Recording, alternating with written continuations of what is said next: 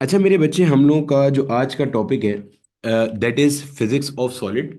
और physics of solid का जो हमारा चैप्टर चल रहा था, इसमें मेरे बच्चे आज हमारा जो है that is basically lecture number 2। Last lecture के अंदर अगर मैं आपको थोड़ी सी बातचीत याद दिला दूं, जो हम ऑलरेडी कवर कर चुके हैं, हम ऑलरेडी पढ़ चुके हैं, मैं आपको बता भी देता हूं। वो मेरे बच्चे, हमने ये पढ़ा है कि हमारे पास मैकेनिकल प्रॉपर्टीज ऑफ सॉलिड क्या होती है, और आप किसी भी जो आपके पास बॉडी है उसका जो रिजिडिटी का टेस्ट, कि ये बॉडी कितनी रिजिड है, या इसका मॉड्यूलस ऑफ इलास्टिसिटी क्या है, या इसके ऊपर कितनी डीफॉर्मिंग फोर्स लगाई जाए तो वो बर्दाश्त कर सकती है। गोया कि हमने रिजिडिटी का कॉन्सेप्ट, स्ट्रेस स्ट्रेन का कॉन्सेप्ट, ये सारा का सारा मेरे बच्चे हमने पिछली क्लास में अच्छी तरीके से देख लिया था। हमने देखा था कि कैसे हमारे पास स्ट्रेस जो होता है that is force per unit area. फिर हमने देखा था कि जो स्ट्रेन होता है that is basically the measurement of deformation that is produce in a body. फिर हमने देखा था कैसे हमारे पास स्ट्रेस और स्ट्रेन की डिफरेंट टाइप्स होती हैं। फिर हमने देखा था मॉड्यूलस ऑफ इलास्टिसिटी जो होता है वो हमारे पास बराबर होता है स्ट्रेस पर यूनिट स्ट्रेन के। ये बहुत तफसील से मैंने आपको सारी की सारी कहानी लास्ट लेक्चर में बताई थी। फिर मैंने बताया था कि कैसे आप जब कभी भी किसी बॉडी के ऊपर कोई स्ट्रेस अप्लाई करते हो, गोया कि आप डीफॉर्मिंग फोर्स अप्लाई करते हो, तो उसका जो स्ट्रेस स्ट्रेन कर्व होता है वो बेसिकली आपको क्या बताता है, उसमें कौन से रीजन में आपका हुक्स लॉ ओबे होता है। उसका जो लास्ट स्ट्रेस होता है उसे आप प्रोपोर्शनल स्ट्रेस कहते हो। उसके बाद फिर वो हुक्स लॉ तो ओबे नहीं करता, यानी कि स्ट्रेस और स्ट्रेन का रिलेशन डायरेक्ट लीनियर नहीं रहता, लेकिन रहता वो इलास्टिक रीजन के अंदर ही है। और उसको मैक्सिमम स्ट्रेस को हमने इलास्टिक स्ट्रेस का नाम दिया हुआ था। यानी कि हमने देखा था कि सिग्मा पी और सिग्मा ई, ये दोनों जो स्ट्रेसेस हैं आपके, ये कहाँ पे आ रहे थे, इलास्टिक रीजन में आ रहे थे। यानी कि जब तक आप इलास्टिक स्ट्रेस अप्लाई नहीं करते तब तक आप किसी भी पॉइंट पे जब स्ट्रेस को रिमूव करोगे तो आपका जो मटेरियल है वो अपनी ओरिजिनल हालत में वापस आ जाएगा, उसमें कोई परमानेंट डिफॉर्मेशन नहीं होगी। ये फिनोमेना को हमने कहा था इलास्टिसिटी ऑफ द मटेरियल। फिर जब इलास्टिक स्ट्रेस से बड़ा स्ट्रेस आप अप्लाई करते हो तो क्या होता है, दो सूरत हाल हो सकती है। या तो आपका जो मटेरियल है वो बिल्कुल टूट जाएगा, या वो टूटेगा नहीं लेकिन वो परमानेंट डिफॉर्म हो जाएगा। तो ऐसे मटेरियल जो कि परमानेंट डिफॉर्म हो सकते हैं, हमने कहा था कि उनके पास प्लास्टिक रीजन होता है। और वो मटेरियल जिनके पास प्लास्टिक रीजन होता है या प्लास्टिसिटी की प्रॉपर्टी होती है, उन्हें हमने डक्टाइल कहा था। सिमिलरली वो मटेरियल जो कि इलास्टिक स्ट्रेस से फौरन ऊपर जाने के बाद टूट जाएंगे, यानी कि उनकी अल्टीमेट टेंसाइल स्ट्रेंथ वहीं पे आ जाती है, तो उनके पास प्लास्टिक रीजन नहीं होता। तो हमने कहा था कि भाई वो मटेरियल अपने पास कौन से हैं, वो मटेरियल अपने पास थे ब्रिटल मटेरियल। फिर मैंने इनका ग्राफ ड्रॉ करके भी आपको दिखाया था कि ब्रिटल मटेरियल में कैसे इलास्टिक लिमिट के फौरन बाद आपके पास ब्रेकिंग पॉइंट आ जाता है, और प्लास्टिक मटेरियल में कैसे आपके पास इलास्टिक पॉइंट के बाद जाके पहले अल्टीमेट टेंसाइल स्ट्रेंथ वाला पॉइंट आता है। उसके बाद फिर उसके आगे जब आप छोड़ देते हो तो वो ऑटोमेटिकली होता होता एक पॉइंट आता है जहां पे जाके वो फ्रैक्चर हो जाता है। फिर हमने देखा था कि जब कभी भी आप किसी बॉडी के ऊपर स्ट्रेस अप्लाई करते हो और बॉडी में एक सर्टेन स्ट्रेन प्रोड्यूस होता है, तो बॉडी के अंदर क्या होता है, कुछ ना कुछ जो एनर्जी है ना वो स्टोर हो रही होती है। जितना आप उस पर वर्क डन करते हो वो एनर्जी स्टोर होती है। और हमने ये वाला एक फॉर्मूला भी देखा था, हाफ F1 × L1। और इसके अंदर F1 से मुराद ये थी कि आपने कितनी फोर्स लगाई है, और L1 से मुराद ये थी कि जैसे मैंने स्प्रिंग की मिसाल ली थी कि मान लो शुरू में इसकी इलोंगेशन x = 0 थी, और बाद में आपने खींच करके इसकी इलोंगेशन कितनी कर दी, L1 कर दी। गोया कि ये जो L1 है ना, ये मेरे बच्चे क्या कहलाएगा, चेंज इन लेंथ कहलाएगा। क्योंकि चेंज इन लेंथ कैसे निकालते हो आप, फाइनल माइनस इनिशियल। यानी कि 0 से L1 मीटर तक की लेंथ कवर करने के लिए जितना आपने इसके ऊपर काम किया वो इसके अंदर स्टोर हो गया in the form of energy, और इसको आप यहाँ पे कह रहे होते हो। फिर हमने ये भी देखा था कि ये वर्क डन वेरिएबल क्यों होता है। आज की क्लास में इसके पास पेपर्स होंगे, जहन में रख लेना। पहले रिमेनिंग पार्ट मुकम्मल करेंगे, फिर पास पेपर करेंगे। ये सब का सब मैं आपको प्रीवियस पार्ट में ऑलरेडी मुकम्मल करा चुका हूँ। दूसरी चीज, आपके साथ ग्रैंड टेस्ट की अनाउंसमेंट शेयर की जा चुकी है। हर बैच का शेड्यूल मैंने शेयर कर दिया है, शेड्यूल बोल रहा हूँ, सिलेबस मैंने शेयर कर दिया है। बैच 1 2 का कंप्लीट है, बैच 3 का एक चैप्टर नहीं है, बैच 4 के 4 चैप्टर्स नहीं, ठीक है। अगर कोई बैच 1 2 वाला चाहे तो वो बैच 4 का टेस्ट दे सकता है, प्रोवाइडेड कि भाई अगर उसकी तैयारी नहीं हो रही है। या अगर उसने बीच में पढ़ना लिखना छोड़ दिया था तो बिल्कुल दे सकता है। सिमिलरली वाइस वर्सा भी पॉसिबल है। अगर कोई बैच 4 वाला बच्चा माशाल्लाह से ऐसा चैंपियन चल रहा है, या बैच 3 वाला बच्चा जो कि रिकॉर्डिंग से चीज़ें कवर करता जा रहा है क्योंकि उसे अपना आगे करियर बनाना है, तो अल्टीमेटली वो भी बैच 1 वालों का टेस्ट दे सकता है, कोई मसला नहीं है, उसका रिजल्ट पब्लिश होगा। ठीक है। जो चैप्टर जिस बच्चे को नहीं पढ़ाया गया वो चैप्टर उसको लाइव क्लास में डेफिनेटली पढ़ाया जाएगा। आपको रिकॉर्डेड लेक्चर से कवर करने की कोई नीड नहीं है। ठीक है। ये सिर्फ फिजिक्स के लिए नहीं है, हर सब्जेक्ट के लिए ऐसा ही है। आपको कंप्लीट कोर्स लाइव में इसी तरह से कवर कराया जाएगा जैसे कि सारा कोर्स आपको कवर कराया जा रहा है। ठीक है। चलो भाई अब शुरू करते हैं। अच्छा बच्चे, इस चैप्टर के अंदर ना खास बात यह है कि इस चैप्टर से ना नंबर ऑफ क्वेश्चंस आते हैं बहुत महदूद, बहुत कम। इसलिए आपको नजर भी आ रहा होगा कि मैं पंजाब बोर्ड के स्निपेट ज्यादा लेकर आ रहा हूं, क्योंकि ये चैप्टर ना पढ़ने से ताल्लुक रखता है ज्यादा किताब को। मुझे पता है अगर मैं आपके एंड पे छोड़ दूंगा तो जैसे आपने बाकी के पीछे 8-9 चैप्टर नहीं पढ़े किताब से, आप ये भी नहीं पढ़ोगे, तो बेहतर है इसको नोट्स में ही डाल दिया जाए। शायद चलते फिरते उठते बैठते एक आध दफा नजर पड़ जाए तो इसके अंदर से अगर कोई एक दो सवाल आए तो हमारे वो निकल जाएंगे।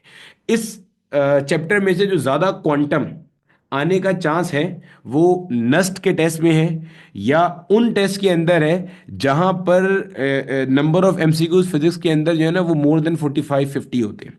जो जहां पे नंबर ऑफ एमसीक्यूज 30 या 25 होते हैं ना, समझ लो इसमें से कुछ भी नहीं होने के मतलब चांस नहीं है, बहुत माइन्यूट सा चांस है, लेकिन बहरहाल हम पढ़ेंगे सारा कुछ। अब मेरा बेटा हमारे पास कॉन्सेप्ट आ रहा है सुपर कंडक्टर्स का। ठीक है। अब सुपर कंडक्टर्स क्या है? देखो मेरे बच्चे, हमारे पास ना रेजिस्टेंस और टेम्परेचर का रिलेशन डायरेक्ट होता है किसके अंदर? मेटल्स के अंदर। अगर आप मेटल्स की बात करोगे, ये चीज आपको करंट इलेक्ट्रिसिटी में भी पढ़ाई गई होगी, नहीं पढ़ाई तो अभी आप फिलहाल यहाँ पे देख लो। मेटल्स के केस के अंदर हम ये बात जानते हैं, अभी आप इसको पढ़ना मत, क्या लिखा हुआ है वो मैंने इसलिए लिखा है ताकि मैं खुद पढ़ा सकूं। मेटल्स के केस में आर और टी की रिलेशन क्या होती है? डायरेक्ट होती है। सिमिलरली मेरे बच्चे, जो अपने पास मेटलॉइड्स होते हैं यानी कि जिनको आप कहते हो ना सेमी कंडक्टर्स, इसके केस के अंदर मेरा बेटा हमारे पास आर और टी की रिलेशन क्या होती है? इनवर्स होती है। ठीक है। अच्छा, अब हमारे पास ना हर कंडक्टर की अपनी कोई ना कोई एक होती है नेचुरल रेजिस्टेंस। ठीक है। क्या मतलब सर नेचुरल रेजिस्टेंस? देखो रेजिस्टेंस ना बहुत सारे पैरामीटर्स के ऊपर डिपेंड करती है। फॉर इंस्टेंस भाई, रेजिस्टेंस किसी मटेरियल की लेंथ पे डिपेंड कर सकती है, उसके एरिया पे डिपेंड करेगी, टेम्परेचर ऑफ द कंडक्टर पे डिपेंड कर सकती है। सिमिलरली मेरा बेटा उसकी अपनी खुद की किस पे डिपेंड कर सकती है? नेचर पे डिपेंड कर सकती है। जैसे आपने अक्सर टीवी में ऐड देखा होगा कि आप जो है ना वो हमारी वॉशिंग मशीन खरीदें या हमारा पंखा खरीदें, क्योंकि हमारा पंखा प्योर कॉपर वाइंडिंग में या वॉशिंग मशीन कॉपर वाइंडिंग में। अब बंदा पूछे, खुदा के बंदे कॉपर वाइंडिंग से क्या फायदा हो रहा है आपको? तो फायदा ये हो रहा है कि कॉपर वाइंडिंग की रेजिस्टेंस कम होती है।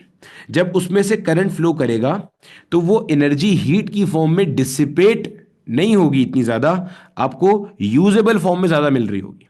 उसके मुकाबले में अगर कोई आप थका हुआ घटिया कंडक्टर लगा दोगे जिसकी नेचुरल रेजिस्टेंस ज्यादा है, तो वो जो करंट ले रहा होगा उसमें से वो एनर्जी का वेस्टेज यानी कि हीट की फॉर्म में जो प्रोडक्शन कर रहा है वो ज्यादा कर रहा होगा। आपको फालतू का बिल भरना है भाई। खुद सोचो, एक तार है, उस तार के आगे मान लो पंखा लगा हुआ है, पंखा 5 जूल एनर्जी यूज करता है, और उस तार में से गुजरते हुए 3 जूल एनर्जी जाया हो गई, हीट की फॉर्म में कन्वर्ट हो गई, तो आपके पास टोटल बिल उस पंखे को चलाने का आया 8 जूल का। अब 8 जूल में से आपने कितना यूज किया था? 5 जूल। भाई हवा तो आपको 5 जूल की मिली ना, पंखे ने 5 जूल यूज किया, 3 जूल तो तार में चला गया, क्योंकि तार के अंदर जाहिर है तार का अपना खुद का रेजिस्टेंस है। In order to overcome the resistance work has to be done, जो कि हीट की फॉर्म में कन्वर्ट हो रहा होगा। अब मान लो आपने कोई और बेकार कंडक्टर लगा दिया उस पंखे के पीछे तार के अंदर। अब वो क्या कर रहा है? पांच, पंखे को तो अभी भी 5 जूल चाहिए, वो 5 ही ले रहा है, लेकिन जो तार है ना वो मान लो अब 8 जूल जाया कर रहा है, क्योंकि उसकी रेजिस्टेंस बढ़ गई तो हीट ज्यादा प्रोड्यूस हो रही है। तो 8 + 5 कितना हो गया? अब आपके पास बिल आ रहा है 13 जूल का। वही पंखा है, सब कुछ वही है, बिल आ रहा है 13 जूल का। तो ये वो पॉइंट है जो मैं आपको समझाना चाह रहा था कि कंडक्टर के अंदर अपनी खुद की क्या होती है? रेजिस्टेंस होती है। अब ये एक फिनोमेना ये देखा गया कि बाज ऐसे मटेरियल्स होते हैं, देयर आर सर्टेन मटेरियल्स, बाज ऐसे मटेरियल्स पाए गए जिनका आप टेम्परेचर जब कम करते जाते हो तो एक पॉइंट आता है जिसको हम कहते हैं क्रिटिकल टेम्परेचर। क्या कहते हैं भाई? क्रिटिकल टेम्परेचर, जैसे यहां पे बना के दिखाया हुआ है। इस क्रिटिकल टेम्परेचर से पीछे जब आप जाते हो तो इसकी रेजिस्टिविटी यानी कि natural resistance of the conductor अचानक से गायब हो जाती है, यानी कि वो जीरो हो जाती है। ये देखो, ये पॉइंट है। अगर मैं इससे पीछे जाऊंगा, भाई ये ग्राफ है ना, ग्राफ के अंदर अगर आप एक्स एक्सिस से पीछे की तरफ जाते हो तो इसका मतलब वैल्यू क्या हो रही है? कम हो रही है। भाई अगर मैं आगे जाऊंगा तो इसका मतलब वैल्यू क्या हो रही है? बढ़ रही है। या बना के भी दिखाए तो भाई, अगर मैं ये टीसी वाले पॉइंट से आगे जा रहा हूं, चलो एक इसको हम ग्राफ ग्राफ की मिसाल से ही समझ लेते हैं। देखो जागते रहना, आज की क्लास में पास ओवर के क्वेश्चन करने हैं, पहले रिमेनिंग टॉपिक हो जाए उसके बाद। देखो ये मान लो एक पॉइंट है, इसको कह देता हूं मैं, let say this is x is equal to 4। अगर मैं आगे जाऊंगा तो आगे क्या होगा, एक्स इज इक्वल टू 5, यहाँ कहीं आएगा 6, आएगा 7, ऐसे ही होगा ना भाई। तो अगर ये एक सर्टेन टेम्परेचर है, आगे जाने पे टेम्परेचर का वैल्यू क्या हो रहा है, इस टेम्परेचर से ज्यादा हो रहा है, पीछे जाने पे टेम्परेचर इससे क्या हो रहा है, कम हो रहा है। तो ये जो टीसी है ना, ये क्या कहलाता है, ये मेरा बेटा कहलाता है क्रिटिकल टेम्परेचर। क्या कहलाता है, क्रिटिकल टेम्परेचर। क्रिटिकल टेम्परेचर वो पॉइंट होता है जिससे नीचे जाने पर, जिससे टेम्परेचर कम करने पर कंडक्टर की नेचुरल रेजिस्टेंस जीरो हो जाती है। कंडक्टर की नेचुरल रेजिस्टेंस जीरो, यानी कि अब अगर उसके अंदर कोई इलेक्ट्रॉन जो है, मतलब एक एक एक सुपर कंडक्टर की बात चल रही है और वो सुपर कंडक्टर बन जाता है। अगर उस सुपर कंडक्टर में आपने एक इलेक्ट्रॉन को धक्का देके छोड़ दिया, तो वो सारी जिंदगी चलता रहेगा, कभी रुकेगा ही नहीं। क्या मतलब सर, नहीं समझ में आया भाई, मुझे एक बात बताओ। अगर मान लो आपके पास मिसाल के तौर पे, अगर अगर मिसाल के तौर पे एक गाड़ी है, समझना गौर से, अगर एक गाड़ी है, अगर मैं एक गाड़ी को पुश करूं, जैसे मान लो छोटा कोई बच्चा है, उसकी कोई टॉय कार है, मान लो ये टॉय कार है, किसी जगह पे रखी है, इसको मैंने ऐसे धक्का दे दिया, थोड़ा आगे जाएगी, रुक जाएगी। मैं बोलता हूँ ये रुक क्यों नहीं है भाई, अब बोलोगे बहुत सिंपल सी बात है सर, जो जमीन है, जमीन और जो गाड़ी के टायर है, इनके दरमियान में फोर्स ऑफ फ्रिक्शन है। गाड़ी आगे जाना चाह रही है, फ्रिक्शन इसका मोशन क्या करता है, अपोज कर रहा है, रेजिस्ट कर रहा है। तो नतीजे में कुछ देर के बाद वो रुक जाएगा। अच्छा मैं कहता हूं यार, अगर मैं फ्रिक्शन कम कर दूं तो भाई और दूर तक चला जाएगा, और क्या होगा, दूर तक चला जाएगी वो गाड़ी। अगर मैं फ्रिक्शन को जीरो ही कर दूं, अगर मैं फ्रिक्शन को जीरो कर दूं, तो एक बार जब मैं गाड़ी को धक्का देके छोड़ूंगा तो गाड़ी तो फिर सारी जिंदगी चलती ही रहेगी। ऐसे ही है ना भाई। हाँ, मान लो सामने कोई दीवार वगैरह नहीं आ रही, तो आगे बिल्कुल खाली मैदान है जिसकी फ्रिक्शन जीरो है, मैंने गाड़ी को धक्का देके छोड़ दिया, गाड़ी क्या कर रही है भाई, चलती चली जा रही है। क्यों, रुक क्यों नहीं रही भाई, रोकने वाला एलिमेंट ही आपने मार्केट से शार्ट कर दिया। बिल्कुल यहां पे देखो ऐसे ही, एक इलेक्ट्रॉन है, आपने इलेक्ट्रॉन को एक इलेक्ट्रिक फील्ड अप्लाई करी, इलेक्ट्रॉन एक सर्टेन डायरेक्शन में मूव करना शुरू हो गया, ये जा रहा है एक डायरेक्शन। अब इस जब ये कोलिजन करेगा ही नहीं, तो अल्टीमेटली एनर्जी लूज कहां से करेगा, जब इसकी रेजिस्टेंस ही जीरो हो गई तो ये एनर्जी लूज नहीं करेगा, ये तो चलता रहेगा सारी जिंदगी। ये फिनोमेना होता है आपके पास किसका, सुपर कंडक्टर का। इसके न्यूमेरिकल प्रॉब्लम भी होते हैं, वो आपके कोर्स के पार्ट नहीं है, इसलिए हम इसके ऊपर ना ज्यादा कहानियां नहीं कर रहे, वरना इसके दो तीन बड़े खूबसूरत सवाल बनते हैं, ठीक है। अच्छा अब देखो ये वो लिखी हुई है, बिलो दिस टेम्परेचर, जिसको इन्होंने क्रिटिकल टेम्परेचर कहा हुआ है, such materials are termed as superconductors, ठीक है। They offer no resistance to electric current and are therefore perfect conductors. Once the resistance of a material drops to zero, no energy is dissipated and the current once established. Current establish करने का मतलब क्या है, आपने electric field apply करी और उस electric field के नतीजे में इलेक्ट्रॉन आपका मूव करना शुरू हो गया। तो ये कह रहे हैं that will continue to exist indefinitely without the source of an EMF. Source of an EMF further क्यों नहीं चाहिए भाई, देखो ना, पहली बार तो आपको सोर्स ऑफ ईएमएफ चाहिए होगी करंट स्टेब्लिश करने के लिए, ताकि इलेक्ट्रॉन एक डायरेक्शन में आ जाए। अब आ गया, अब आप भले ये सोर्स ऑफ ईएमएफ हटा दो, इलेक्ट्रॉन सारी जिंदगी सारे के सारे इसी डायरेक्शन में जाते रहेंगे। क्यों, क्योंकि भैया आपके पास प्रॉब्लम क्या है भाई, मान लो ये आपके पास था, इलेक्ट्रॉन एक बार ऐसे जाना शुरू हो गया, अब आपने सिर्फ तार कनेक्ट कर दिया ऐसे, इलेक्ट्रॉन खुद ही मूव करता रहेगा। क्यों भाई, ये तो सुपर कंडक्टर हो गया ना, सुपर कंडक्टर में रेजिस्टेंस ही नहीं है, तो जब इलेक्ट्रॉन मूव कर रहा है वो अपनी एनर्जी लूज ही नहीं कर रहा है, एनर्जी लूज ही नहीं करेगा, तो कभी भी उसको फर्दर ईएमएफ की जरूरत नहीं पड़ेगी in order to move in any specific direction, ठीक है। अब ये आगे सिर्फ आपके पढ़ने से रिलेटेड चीजें हैं कि पहला कौन सा डिस्कवर हुआ था और किसका क्या होता है, याद बात करने की कोई नीड नहीं है, ठीक है। बस ये चीज ध्यान में रख लेना, और बस ठीक है, ये छोटी छोटी चीजें थी। तो ये मेरा बेटा हमारे पास था कॉन्सेप्ट ऑफ सुपर कंडक्टर, यहाँ तक मुझे बता दो समझ में आ गई सब चीज़, कोई मुश्किल बात तो नहीं है। हम इसके बाद चलते हैं मैग्नेटिक प्रॉपर्टीज ऑफ सॉलिड की तरफ। दूसरी चीज, इसमें से जो इलेक्ट्रिकल प्रॉपर्टीज ऑफ सॉलिड है, मैंने पहले भी बताया था, वो मैंने आपको इलेक्ट्रॉनिक्स के साथ पढ़ा दिया है। एनर्जी बैंड थ्योरी का कॉन्सेप्ट है, P type N type semiconductors हैं, ये मैंने आपको सारा का सारा कॉन्सेप्ट ऑलरेडी पढ़ा दिया है। आप चाहो तो पंजाब बोर्ड की किताब को खोल के इसको एक बार गो थ्रू भी कर सकते होगे, ठीक है, बाद में करते रहना तसल्ली के साथ। चलो यहां तक बता दो बच्चे मेरे, सब चीज सबको क्लियर हो गई है, कोई मसला तो नहीं है, बोलो। बेटे क्रिटिकल टेम्परेचर वो टेम्परेचर होता है जिससे कम करने पर बाज मटेरियल्स जो कि सुपर कंडक्टर फॉर्म कर सकते हैं, उनकी रेजिस्टिविटी जीरो हो जाती है। जब रेजिस्टिविटी जीरो हो जाती है, तो वो जो आपके पास मटेरियल है वो बिहेव करता है एज सुपर कंडक्टर,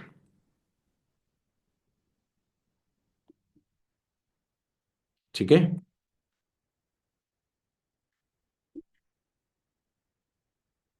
क्लियर हो गया बच्चे।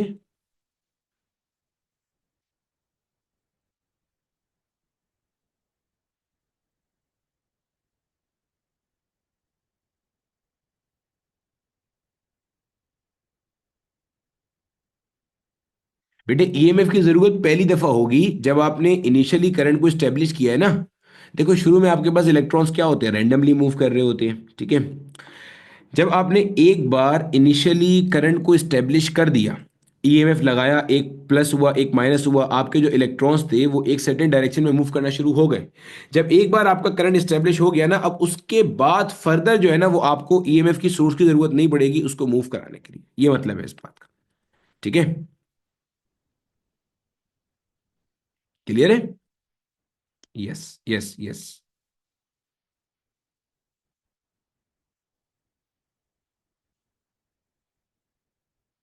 और ग्रैंड टेस्ट की तैयारी सही चल रही है।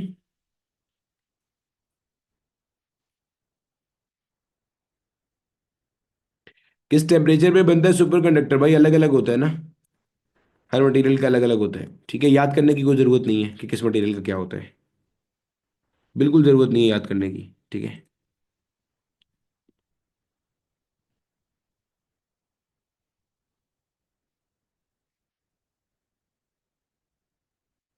चलो बच्चे, अब हमारे पास आ रहा है मैग्नेटिक प्रॉपर्टीज ऑफ सॉलिड का कॉन्सेप्ट, ठीक है। पहले मैं आपको समझाऊंगा, फिर उसके बाद इसको हम यहाँ से पढ़ते हुए चलेंगे, ठीक है। इकरा इरशाद बेटे लेक्चर को आप दोबारा देखिएगा, ठीक है, पूरे लेक्चर को कंप्लीट। जी मेरा बेटा, अगर कोई सुपर कंडक्टर है उस पर करंट होगा तो वो हमेशा चलता रहेगा, वो करंट कभी भी जो है ना वो ख़त्म नहीं होगा, ठीक है। चलो, ठीक है।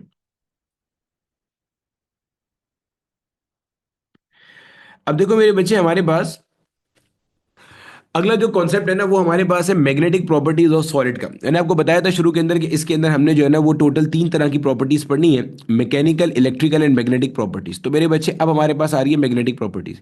ये नीचे क्या लिखा हुआ है इसको आप छोड़ दो, ये मैं भी आपको पढ़ाऊंगा सारा का सारा, ठीक है। अब फिलहाल जो है ना यहाँ पे साइड में मेरी बात सुन लो। अब देखो मेरे बच्चे, हमारे पास गौर से सुनो, अगर हम याद करते हैं तो जब हमने हमारा इलेक्ट्रोमैग्नेटिज्म का कॉन्सेप्ट पढ़ा था, चाहे आपने मुझसे पढ़ा हो चाहे आपने बोर्ड लेवल पे पढ़ा हो, कहीं पर भी पढ़ा हो, तो इलेक्ट्रोमैग्नेटिज्म के अंदर जो बिल्कुल बेसिक बात पढ़ाई जाती है ना, जिसके ऊपर उस पूरे चैप्टर की बुनियाद रखी हुई है, वो मेरे बच्चे ये है कि आपके पास कोई भी जो डायनामिक चार्ज होता है, कोई भी जो डायनामिक चार्ज होता है, डायनामिक चार्ज मतलब कोई ऐसा चार्ज जो कि मूव कर रहा है, कोई भी जो डायनामिक चार्ज होता है इसके सराउंडिंग में मैग्नेटिक फील्ड होती है। यानी कि जो डायनामिक चार्ज होता है ना, that is basically the reason of a magnetic field, ठीक है। अगर चार्ज मूव करेगा तो उसके आजू बाजू में क्या होगी भाई साहब, मैग्नेटिक फील्ड होगी, ठीक है। ये चीज इलेक्ट्रोमैग्नेटिज्म में भी आई थी। अच्छा, अब आप एटम के अंदर जो आपका इलेक्ट्रॉन है ना, उस इलेक्ट्रॉन के मोशन को जरा एनालाइज करो। अगर मैं याद दिलाऊं तो ये आपके पास हुआ करता था एक अदद न्यूक्लियस, ये न्यूक्लियस था एक अदद आपके पास, और न्यूक्लियस के सराउंडिंग में हमारे पास ऐसे हुआ करते थे शेल्स, ऐसे ही एटॉमिक फिजिक्स पढ़ के आ चुके हैं। अब इसके सराउंडिंग में ये आपके पास इलेक्ट्रॉन है। अब अगर मैं आपसे पूछूं यार इलेक्ट्रॉन कितनी तरह का मोशन करता है, तो मेरा बेटा इलेक्ट्रॉन जो है ना वो दो तरह का मोशन परफॉर्म करते हैं। कौन कौन सा? एक मेरा बेटा इलेक्ट्रॉन जो है ना वो सर्कुलर मोशन करता है न्यूक्लियस के इर्द गिर्द, ऐसे ही है। एक इलेक्ट्रॉन कौन सा मोशन कर रहा है, सर्कुलर मोशन कर रहा है, किसके इर्द गिर्द, न्यूक्लियस के इर्द गिर्द, जो चक्कर काट रहा होता है। एक मेरा बेटा इलेक्ट्रॉन जो है वो स्पिन मोशन करता है। कौन सा मोशन करता है, स्पिन मोशन करता है। ये जो सर्कुलर मोशन ऑफ इलेक्ट्रॉन है ना, इसको हम ऑर्बिटल मोशन ऑफ इलेक्ट्रॉन भी कहते हैं। और एक इलेक्ट्रॉन क्या करता है, स्पिन मोशन करता है या रोटेशनल मोशन करता है। क्या मतलब, हमें ये बात पता है, ऐसे एक एक्सिस है, एक्सिस ऑफ रोटेशन होता है, और ये जो इलेक्ट्रॉन होता है ना, ये अपने ही एक्सिस के गिर्द क्या कर रहा होता है, रोटेट कर रहा होता है। आप लोगों ने यकीनन इसका क्वांटम नंबर पढ़ा होगा, जो आपके स्पिन क्वांटम नंबर्स होते हैं जो कि क्लासिफाई करते हैं ये एंटी क्लॉकवाइज स्पिन कर रहा है या क्लॉकवाइज स्पिन कर रहा है। तो गोया आपके पास आपके जो इलेक्ट्रॉन है वो क्या कर रहे हैं, दो तरह से इसकी मोशन हो रही है। यानी कि एक अपने एक्सिस के गिर्द घूम रहा है और एक न्यूक्लियस के एक्सिस के गिर्द घूम रहा है या न्यूक्लियस के गिर्द घूम रहा है। हमने क्या पढ़ा भाई, डायनामिक चार्ज के सराउंडिंग में क्या होती है, मैग्नेटिक फील्ड होती है। समझ में आने वाली बात है, अब समझना यहाँ पे। अब आपने देख लिया कि किसी भी मटेरियल का जो एटम है, भाई ये पूरी जो हमने बात की है, ये वाली जो हमारे पास पूरी बात हो रही है, ये बात किसकी हो रही है मेरे बच्चे, ये एटम की बात हो रही है, जाहिर है। अब किसी भी एटम के अंदर जाहिर इलेक्ट्रॉन्स होंगे, और जो इलेक्ट्रॉन होंगे वो इस तरह से बिहेव कर रहे होंगे, स्पिन मोशन भी कर रहे होंगे, ऑर्बिटल मोशन भी कर रहे होंगे। अब इसका मतलब यह है कि इलेक्ट्रॉन के स्पिन मोशन की वजह से भी मैग्नेटिक फील्ड बनती है, ऑर्बिटल मोशन की वजह से भी मैग्नेटिक फील्ड बनती है, समझना गौर से। यानी कि इलेक्ट्रॉन की वजह से मैग्नेटिक फील्ड बन रही है, ऑर्बिटल मोशन की वजह से भी, और किसकी वजह से बन रही है, स्पिन मोशन की वजह से भी बन रही है। अब समझना, बाज एलिमेंट्स ऐसे होते हैं जिसके अंदर ये फील्ड्स एक दूसरे को सपोर्ट करती हैं, बाज ऐसे होते हैं जिसमें ये फील्ड्स एक दूसरे को कैंसिल करती हैं। तो आपका जो मटेरियल है उसके पास जो ओवरऑल मैग्नेटिज्म की प्रॉपर्टी का होना या ना होना है, उसका दारोमदार इस बात पर है कि एटम लेवल पे जो मैग्नेटिक फील्ड बन रही है वो रिटेन रह रही है या कैंसिल कर रही है। इतनी बात ध्यान में रखते हुए अब हम पढ़ना शुरू करते हैं लाइन बाय लाइन, और समझते चलते हैं कि हमारी किताब वाले इसको किस तरह से डिफाइन करते हैं। ठीक है। The magnetism produced by electrons within an atom can arise from two motion. Each electron orbiting the nucleus behave like an atomic size loop of current that generates a small magnetic field. आप इसको बस ये समझ लो, ये क्या लिखा हुआ है कि एक इलेक्ट्रॉन जो न्यूक्लियस के सराउंडिंग में घूम रहा है वो बेसिकली एक डायनामिक चार्ज है जिसकी वजह से एक मैग्नेटिक फील्ड है। This situation is similar to field created by a current loop. ये करंट लूप की फील्ड कौन सी होती है?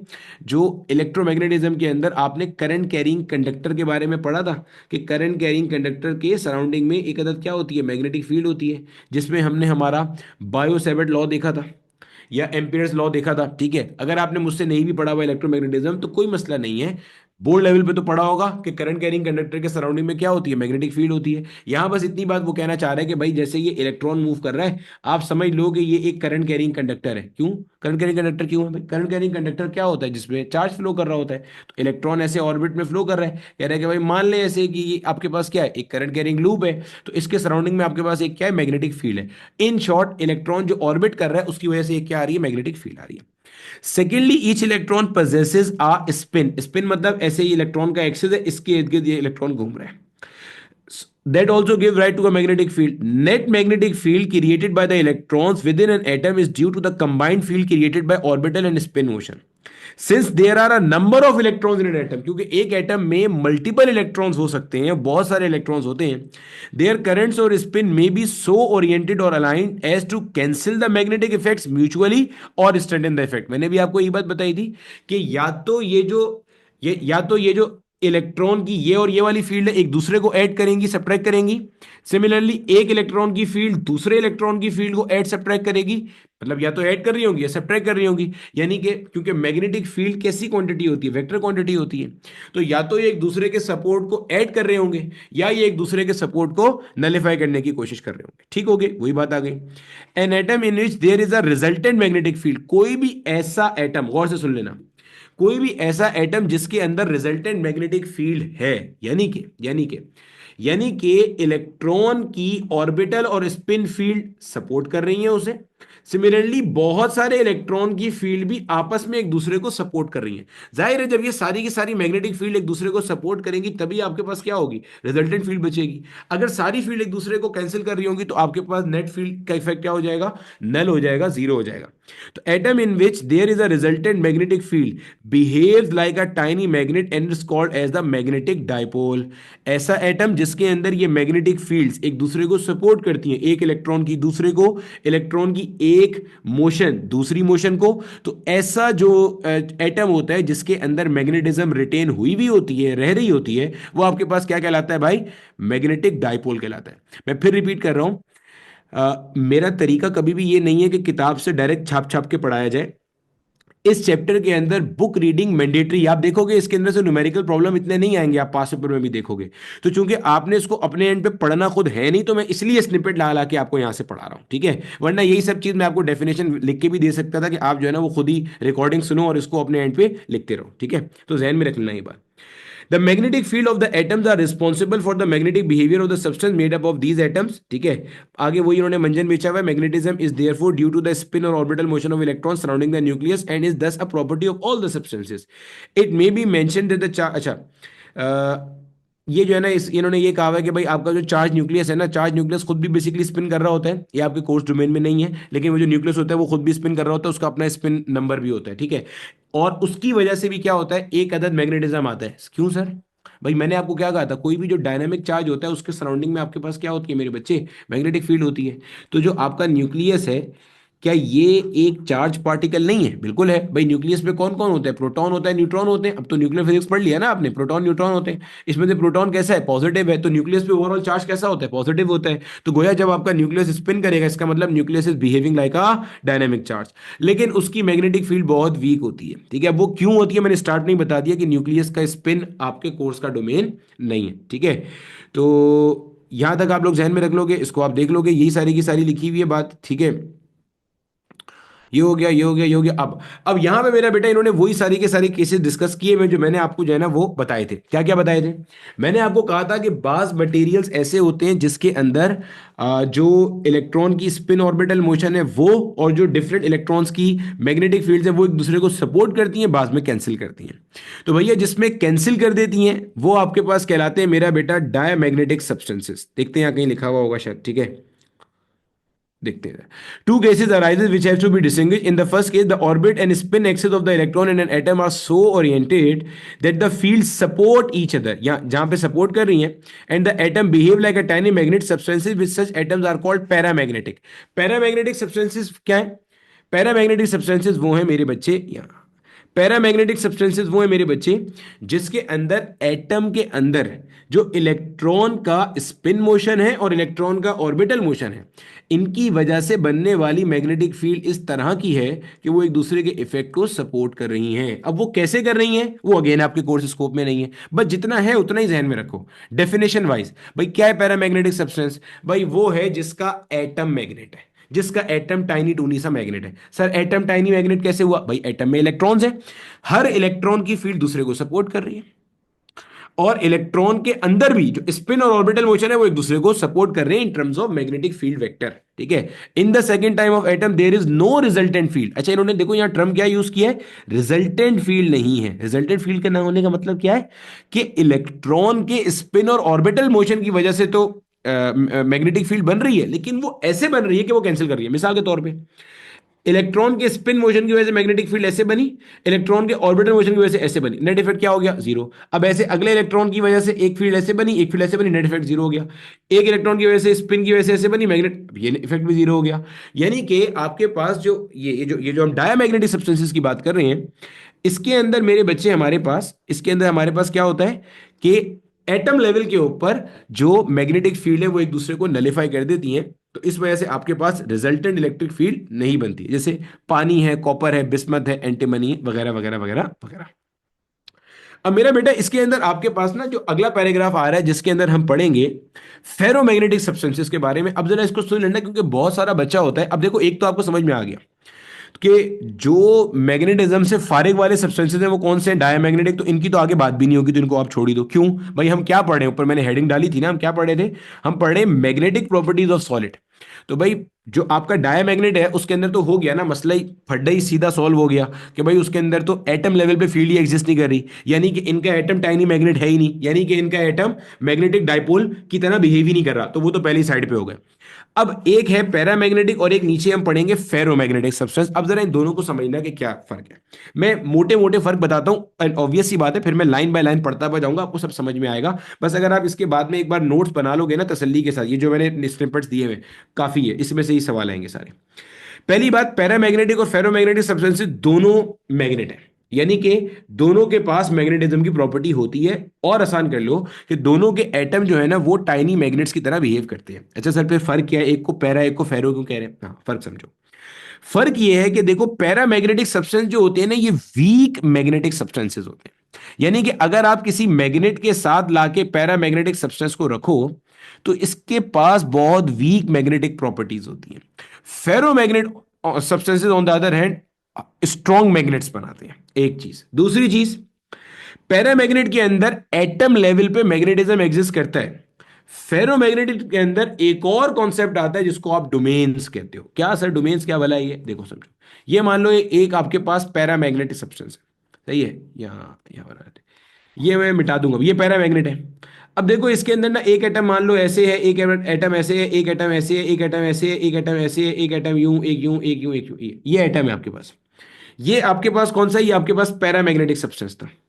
अब देखो आपका जो फेरोमैग्नेटिक सब्सटेंस है ना, इसके अंदर भी होते तो एटम टाइनी मैग्नेट्स हैं, लेकिन इसमें जो टाइनी मैग्नेट्स है ना, उनके बंच बने हुए होते हैं, उनके ग्रुपिंग हुई हुई होती है। क्या मतलब? जैसे अगर एक एटम ऐसा है ना, इसके साथ में दो तीन एटम ऐसे होंगे। अगर एक ऐसा है तो इसके साथ में दो चार ऐसे एटम होंगे, ये ग्रुपिंग हुई हुई है यहाँ पे। उसमें क्या था, उसमें आइसोलेटेड आइसोलेटेड फॉर्म में थे। देख रहे हो, ये ऐसे ना, ऐसे ऐसे बंच बंच बने हुए होंगे ऐसे उठ के। ये ऐसा है तो ऐसे ऐसे ऐसे ऐसे ऐसे बंच होंगे। इसको आप कहते हो डोमेन्स। यानी कि ये देखो, ये वाले जो है ना, ये सारे के सारे एक जैसे है ना, एक डायरेक्शन में ओरिएंट हुए हुए। ये सब लिखा हुआ मिलेगा, टेंशन नहीं लेना, कुछ छापने की जरूरत नहीं है, सब लिखा हुआ है यहाँ पे। ये कहलाती हैं डोमेन्स। तो फेरोमैग्नेटिक सब्सटेंसेज में डोमेन्स होती हैं, पैरामैग्नेटिक में डोमेन्स नहीं होती हैं। ये एक और इसका डिफरेंस है। ठीक है। अच्छा, अब देखो, अब अगर मुझे इन सारी की सारी एटम्स को एक डायरेक्शन में लाना है, यानी कि इन सबकी मैग्नेटिज्म को एक तरफ लाना है कि भाई ये भी ऐसा हो जाए, ये भी ऐसा हो जाए, ये भी ऐसा, ये भी ऐसा हो जाए, तो मैं क्या करूंगा, मैं यहां पे एक नॉर्थ पोल लगाऊंगा और एक यहां पे लगाऊंगा साउथ पोल। इस फिनोमेना को आप कहते हो alignment of a magnet. Magnet को एक डायरेक्शन में, एक सीध में अलाइन करना, कि सबके नॉर्थ एक तरफ, सबके साउथ एक तरफ हो जाए। नॉर्थ हमेशा साउथ के साथ एग्जिस्ट करता है, अलग से तो नॉर्थ या अलग से तो साउथ एग्जिस्ट करता ही नहीं है। तो अब देखो समझो, मैंने यहां पे एक मैग्नेटिक फील्ड अप्लाई करी, यहां एक नॉर्थ लगा दिया, यहां एक साउथ लगा दिया। ठीक है, तो ये सारे के सारे मैग्नेट क्या हो गए भाई, ये सारे छोटे छोटे एटम क्या हो गए, एक सीध में आ गए, और ये आपके पास एक पैरामैग्नेटिक सब्सटेंस का एक क्या हो गया, मैग्नेट बन गया। जैसे ही मैं ये एक्सटर्नल मैग्नेटिक फील्ड हटाऊंगा, ये वापस अपनी ओरिएंटेशन लूज कर देंगे। यानी कि पैरामैग्नेटिक सब्सटेंस के पास ये सलाहियत नहीं होती कि जब आप क्या करो, जब आप ये एक्सटर्नल मैग्नेटिक फील्ड हटाओ, तो ये पैरामैग्नेटिक सब्सटेंस जो है, ये मैग्नेटिज्म को रिटेन नहीं रख सकता। गोया कि इसके जो टाइनी मैग्नेट्स हैं, they will lose their orientation as soon as the external magnetic field is removed. Ferromagnetic substance में क्या होता है, इसके अंदर इनकी जो डोमेन्स होती हैं ये अलाइन होती हैं, और इसके अंदर अगर आप एक्सटर्नल मैग्नेटिक फील्ड हटा लो, उसके बावजूद भी इसके अंदर डोमेन्स क्या रहती हैं, अलाइन रहती हैं, जो कि अभी अब मैं आगे आपको हिस्टेरेसिस कर्व में भी पढ़ा रहा हूंगा। इस प्रॉपर्टी का नाम भी है, वो भी पढ़ेंगे अभी आगे। तो ये कुछ मोटे मोटे मैंने फर्क बताए हैं, वैसे तो आप पढ़ते हुए जाते हैं, तो मजीद फर्क इसके अंदर आते जाएंगे, और वो हम सारे के सारे मतलब यही फर्क आएंगे, और तो खैर कोई फर्क नहीं है। यही फर्क आएंगे, ये हम सारे किताब की जबान में भी पढ़ते चले जाते हैं। ठीक है, अब देखते हैं किताब की जबान में किताब वाले हमसे क्या कहते हैं। ठीक है, देखो, कहता है however there are some solid substances, जैसे कि आयरन है, कोबाल्ट है, निकल है, क्रोमियम ऑक्साइड है, एंड एल निको जो कि आयरन एल्यूमिनियम निकल कोबाल्ट का एलॉय है, in which the atoms cooperate with each other in such a way so as to exhibit a strong magnetic effect. They are called ferromagnetic substances. Ferromagnetic substances electrical engineers के लिए काम के होते हैं। मैंने आपको शायद गालिबन इलेक्ट्रोमैग्नेटिक इंडक्शन में ट्रांसफॉर्मर्स के अंदर भी पढ़ाया था कि वहां पे हम सॉफ्ट आयरन की कोर डिजाइन करते हैं। गैल्वेनोमीटर में भी मैंने ये बात डिस्कस की थी कि सॉफ्ट आयरन के सिलेंडर के ऊपर हमारी वाइंडिंग हुई भी होती है। जिन्होंने ये चैप्टर मुझसे नहीं पढ़े, कोई मसला नहीं है, दोबारा पढ़ाऊंगा, फिर बताऊंगा ये सारी बात। ठीक है, जिन्होंने पढ़े हुए उनको याद आनी चाहिए ये सारी बात। ठीक है, recent studies of ferromagnetism have shown that there exist in ferromagnetic substances small regions called domains.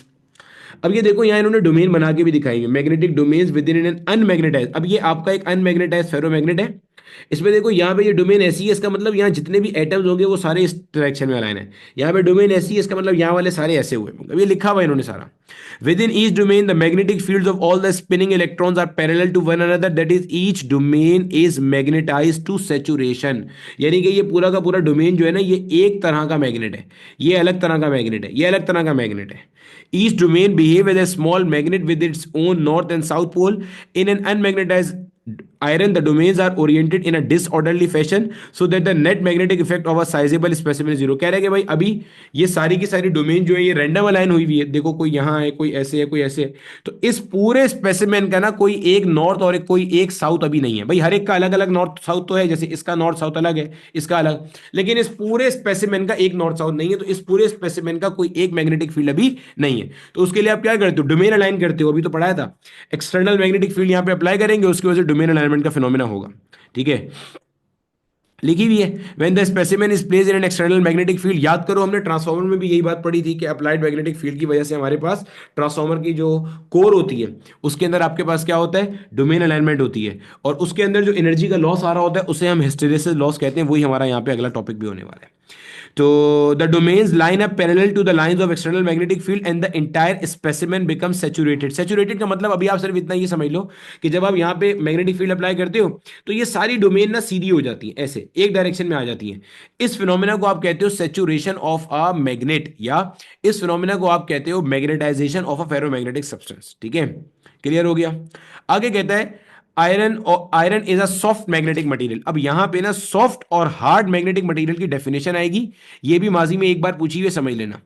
Soft magnetic material वो होता है जिसकी डोमेन्स इजीली, आराम से, कम एनर्जी खर्च किए हुए ओरिएंट हो जाएं, एक डायरेक्शन में आ जाएं। ऐसे सारे मटेरियल्स जिनकी डोमेन्स आराम से बहुत कम एनर्जी के अंदर, यानी कि आपने जस्ट थोड़ी सी एक्सटर्नल मैग्नेटिक फील्ड लगाई, दे आर इजीली अलाइंड, उसको आप कहते हो सॉफ्ट मैग्नेटिक फील्ड मटेरियल। ठीक है। अच्छा, अब ये जाहिर सी बात है, जो जितनी आसानी से आएंगी जब आप उनको हटा दोगे तो उतनी आसानी से वो वापस भी क्या हो जाएगा, आ जाएगा। This is desirable in an electromagnet, अभी हम ये आगे भी पढ़ेंगे। ठीक है।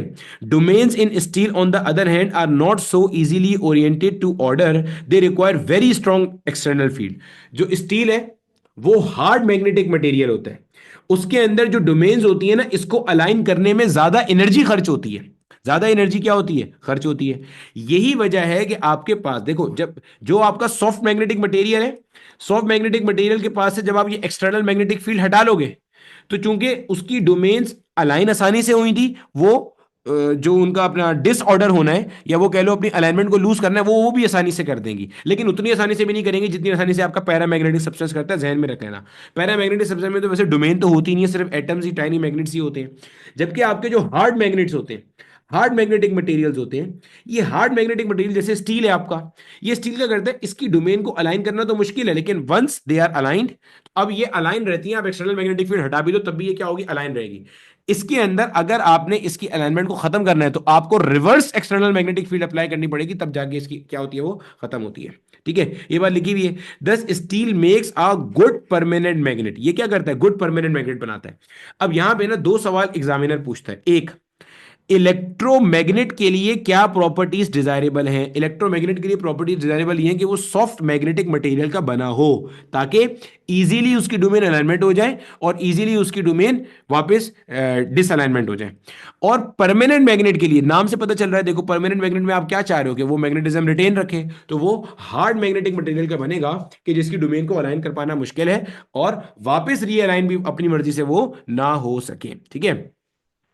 आगे इन्होंने ये बताया, finally it must be mention that the thermal vibration tend to disturb the orderliness of the domains. क्या बात है भाई, पहले इतनी बात समझ लो फिर आगे चलते हैं, क्योंकि यहां पे हमारा क्यूरी टेम्परेचर का कॉन्सेप्ट आएगा। अब देखो इसी बात को समझो। यहां पे देखो मैंने क्या बताया था, मैंने अभी आपको थोड़ी देर पहले जो डोमेन्स का कॉन्सेप्ट दिया था वो हमने क्या बात पढ़ी थी। मैंने कहा था यार ये देखो, मान लो ये मेरे पास एक कोई फेरोमैग्नेटिक सब्सटेंस है, ठीक है। इसमें डोमेन्स क्या होती है, डोमेन से मुराद ये है कि वो सारे के सारे एटम्स का मजमुआ, जैसे मान लो ये एटम्स है, ये सारे के सारे एटम्स का कॉम्बिनेशन जो कि एक डायरेक्शन में अलाइन हुए हुए होते हैं। जैसे मान लो ये सारे के सारे, तो इसको मेरे बच्चे हमने क्या नाम दिया था, इसको हमने मिसाल के तौर पे नाम दे दिया किसका, डोमेन्स का नाम दे दिया भाई, यही था ना डोमेन। अभी ये एटम सारे के सारे एक डायरेक्शन में अलाइन हुए हुए, ठीक है सर, समझ में आ गया।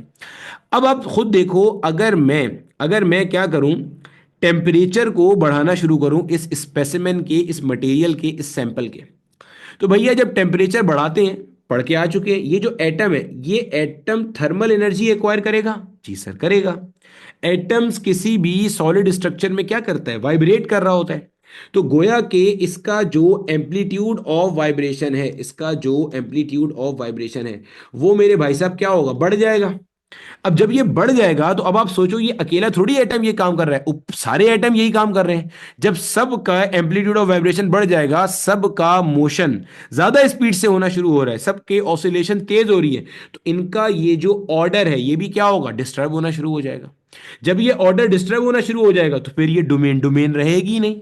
पॉइंट समझ में आ गया, फिर ये डोमेन डोमेन रहेगी नहीं। भाई डोमेन डोमेन क्यों कहलाती है, फेरोमैग्नेटिक सब्सटेंस में जो डोमेन का कॉन्सेप्ट है, जो उसे पैरामैग्नेट से डिस्टिंग्विश करता है, वो क्या है भाई, पैरामैग्नेट के अंदर भी एटम लेवल में मैग्नेट होता है, फेरोमैग्नेट में भी एटम लेवल में मैग्नेट है। फर्क क्या है, फेरोमैग्नेट में एटम्स का गुच्छा बना हुआ है, एक जैसे मतलब एक एटम तो सारे एक जैसे होते हैं, ऐसे एटम जिनकी मैग्नेटिक फील्ड एक जैसी है, उनका कॉम्बिनेशन बना हुआ है, जिसको आप अपन लोग डोमेन्स कहते हैं।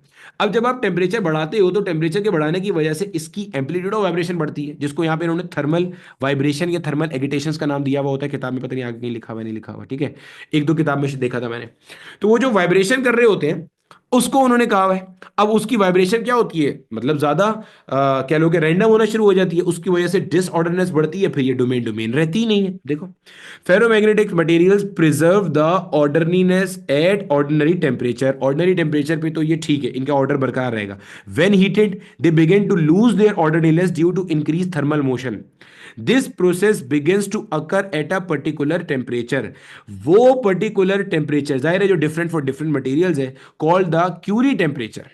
क्यूरी टेम्परेचर वो है जिसके बाद डोमेन डोमेन नहीं रहेगी, यानी कि इसके अंदर जो एटम्स हैं उनकी magnetic field will no longer be in similar direction, एक अलाइनमेंट में नहीं होगी वो। अब मुझे एक बात बताओ, अगर इनकी ऑर्डरलीनेस लूज कर जाएगा तो आप मुझे एक बात बताओ, फिर क्या डोमेन रहा? नहीं रहा। जब डोमेन नहीं रहा, लेकिन एटम लेवल पे मैग्नेटिज्म तो है ना भाई, एटम लेवल पे मैग्नेटिज्म का ताल्लुक तो टेम्परेचर से है ही नहीं, वो तो इलेक्ट्रॉन के मोशन से। ऊपर मैंने पूरी लंबी तकरीर कर ली, वहां पे झाड़ दी तकरीर। तो एटम लेवल पे मैग्नेट है वो, लेकिन वो डोमेन अलाइनमेंट खत्म हो गया। तो इसका मतलब आपका जो फेरोमैग्नेटिक मटेरियल है वो किस में ट्रांसफॉर्म हो गया? आपके पैरामैग्नेट में ट्रांसफॉर्म हो गया। यही मैं ऊपर से तकरीर करता हुआ आ रहा था कि पैरामैग्नेट के अंदर भी एटम मैग्नेट है, फेरोमैग्नेट में भी एटम मैग्नेट है। फर्क क्या है? फेरोमैग्नेट में एटम एक डायरेक्शन में अलाइन हुए हुए होते हैं, या ज्यादा बेहतर टर्म उसको कहने का ये कि उनकी मैग्नेटिक फील्ड एक डायरेक्शन में अलाइन हुई हुई होती है। तो कहते हैं भाई Curie temperature, above the Curie temperature iron is a paramagnet but not ferromagnet. तो इसका जनरल सवाल जो माजी में पूछा गया था वो ये था, क्यूरी टेम्परेचर से ऊपर जाके आपके फेरोमैग्नेटिक मटेरियल कैसे बिहेव करते हैं? तो वो पैरामैग्नेट की तरह बिहेव करते हैं। यानी कि जब एक्सटर्नल मैग्नेटिक फील्ड लगाओगे तो they will behave like magnet, जैसे ही हटाओगे as soon as the external field is remove, फौरन से पहले क्या होगा भाई साहब? वो आपके पास खत्म हो जाएगा उनका मैग्नेटिज्म। ठीक है, बोलो भैया, क्या यहां तक सबको सारी चीज क्लियर होती है? एक एक लाइन मैंने किताब से पढ़ दी ताकि कोई मसला ही ना हो किताब पढ़ने में बाद में या इसकी कोई डेफिनेशन बनाने में। बोलो क्लियर है? तो मैं आगे आपको हिस्टैरिसीस कर्व पे लेके चलूं। अब देखो मेरे बच्चे, जो हमारे पास फेरोमैग्नेटिक मटेरियल था, फेरोमैग्नेटिक मटेरियल के बारे में अभी हमने क्या पढ़ा था कि इसके अंदर एटम्स की ग्रुपिंग हुई भी होती है, और वो जो एटम्स के ग्रुप होते हैं जिनकी लाइक मैग्नेटिक फील्ड होती है, पैरेलल मैग्नेटिक फील्ड होती है, उनको हम कहते हैं डोमेन्स। आपका कोई भी जो एक अनमैग्नेटाइज फेरोमैग्नेटिक मटेरियल होता है उसके अंदर जो डोमेन्स होती हैं वो अलाइन नहीं हुई भी होती हैं, वो रैंडम होती हैं। तो डोमेन को अलाइन करने के लिए आप एक्सटर्नल मैग्नेटिक फील्ड अप्लाई करते हो, जिस प्रोसेस को हम डोमेन अलाइनमेंट कहते हैं। ठीक है, तो अब वही पूरा प्रोसेस आप पढ़ने के लिए जा रहे हो, हिस्टेरिसिस का फिनोमिना वगैरह। सबसे पहले तो आप ये कर्व देख लो, सबसे पहले आप ये ग्राफ देख लो जिसको हमने पढ़ना है। इस कर्व में आप देखोगे तो आपको यहाँ पे नजर आ रहा है, एक ये एक्सिस है, एक ये एक्सिस है। इसमें इस वाले एक्सिस में देखो ये आपको करंट नजर आ रहा है, तो ये वाले एक्सिस में भी क्या होगा भाई साहब? करंट होगा। सर फर्क क्या होगा? देखो, इस वाले एक्सिस में करंट एक सर्टेन डायरेक्शन में होगा, इस वाले एक्सिस में करंट एक सर्टेन डायरेक्शन में होगा।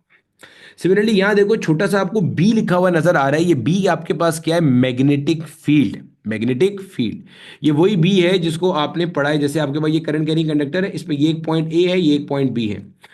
बी पॉइंट पे मेरे पास, अगर जैसे मान लो मेरे पास यहां पर आके दिखा दो, ये करंट कैरिंग कंडक्टर है, इसमें एक ये पॉइंट है, एक ये पॉइंट है, इसको एक्स कह दिया, इसे वाई कह दिया। आपको पता है करंट कैरिंग कंडक्टर के सराउंडिंग में अपने पास क्या होती है? ऐसे मैग्नेटिक फील्ड होती है। अब एक्स पॉइंट भी फील्ड के ऊपर है, वाई पॉइंट भी क्या है? फील्ड के ऊपर है। लेकिन एक्स पॉइंट के ऊपर जो मैग्नेटिक फील्ड की स्ट्रेंथ है वो ज्यादा होगी, और वाई पॉइंट पे जो मैग्नेटिक फील्ड की स्ट्रेंथ है वो क्या होगी? कम होगी। तो ये जो फील्ड की स्ट्रेंथ किसी पॉइंट पे आप डिफाइन करते हो उसको आप बी से रिप्रेजेंट करते हो, that is magnetic field intensity, या जिसको आप कहते हो मैग्नेटिक फ्लक्स डेंसिटी। सही है सर? सही है। अब आप देखो यहाँ पे छोटा सा प्लस लिखा हुआ है और यहाँ पे छोटा सा माइनस लिखा हुआ है। तो ये आपके पास मेरे बच्चे मैग्नेटिक, जो कह लो कि अपना फील्ड इंटेंसिटी का दो दिया हुआ है कि भाई मैग्नेटिक फील्ड प्लस कब है और मैग्नेटिक फील्ड माइनस के अंदर आपके पास कब आ रही है। ठीक है, अब देखो हम करेंगे क्या, ये हमारे पास हमारा फेरोमैग्नेटिक मटेरियल है, एक्सटर्नल फील्ड अप्लाई करेंगे, इसकी वजह से ये डोमेन्स अलाइन होंगी। अच्छा, अब जब आप शुरू में एक्सटर्नल फील्ड ऐसे लगाओगे कि यहाँ नॉर्थ है यहाँ साउथ है, तो ये सारे के सारे इस डायरेक्शन में अलाइन होना शुरू हो जाएंगे। अगर मैं मैग्नेटिक फील्ड को पलट के लगा दूं, यानी कि नॉर्थ यहां कर दूं, साउथ यहां कर दूं, तो ये जो अंदर फेरोमैग्नेट है ये भी रिवर्स डायरेक्शन में हो जाएगा। तो ये चीज आपको नजर आएगी, अगर मैग्नेटिक फील्ड एक डायरेक्शन में जा रही है इसका मतलब लेट से सीधे हाथ पे अलाइनमेंट आ रही है, अगर मैग्नेटिक फील्ड नीचे की तरफ जा रही है इसका मतलब उल्टे हाथ पे अलाइनमेंट आ रही है। अभी ये हम सबका सब देखते हुए चलते हैं, ठीक है। अब आपका ये जो कर्व शुरू होता है ना, आपने सिर्फ उतने ही हिस्से को देखना है जितने हिस्से को मैं आपको लेजर पॉइंटर से शो करूंगा। ये है लेजर पॉइंटर जिसको मैं शो करूंगा। ये आपके लिए पूरा कर्व नहीं बना हुआ, आप ये ध्यान में रखो।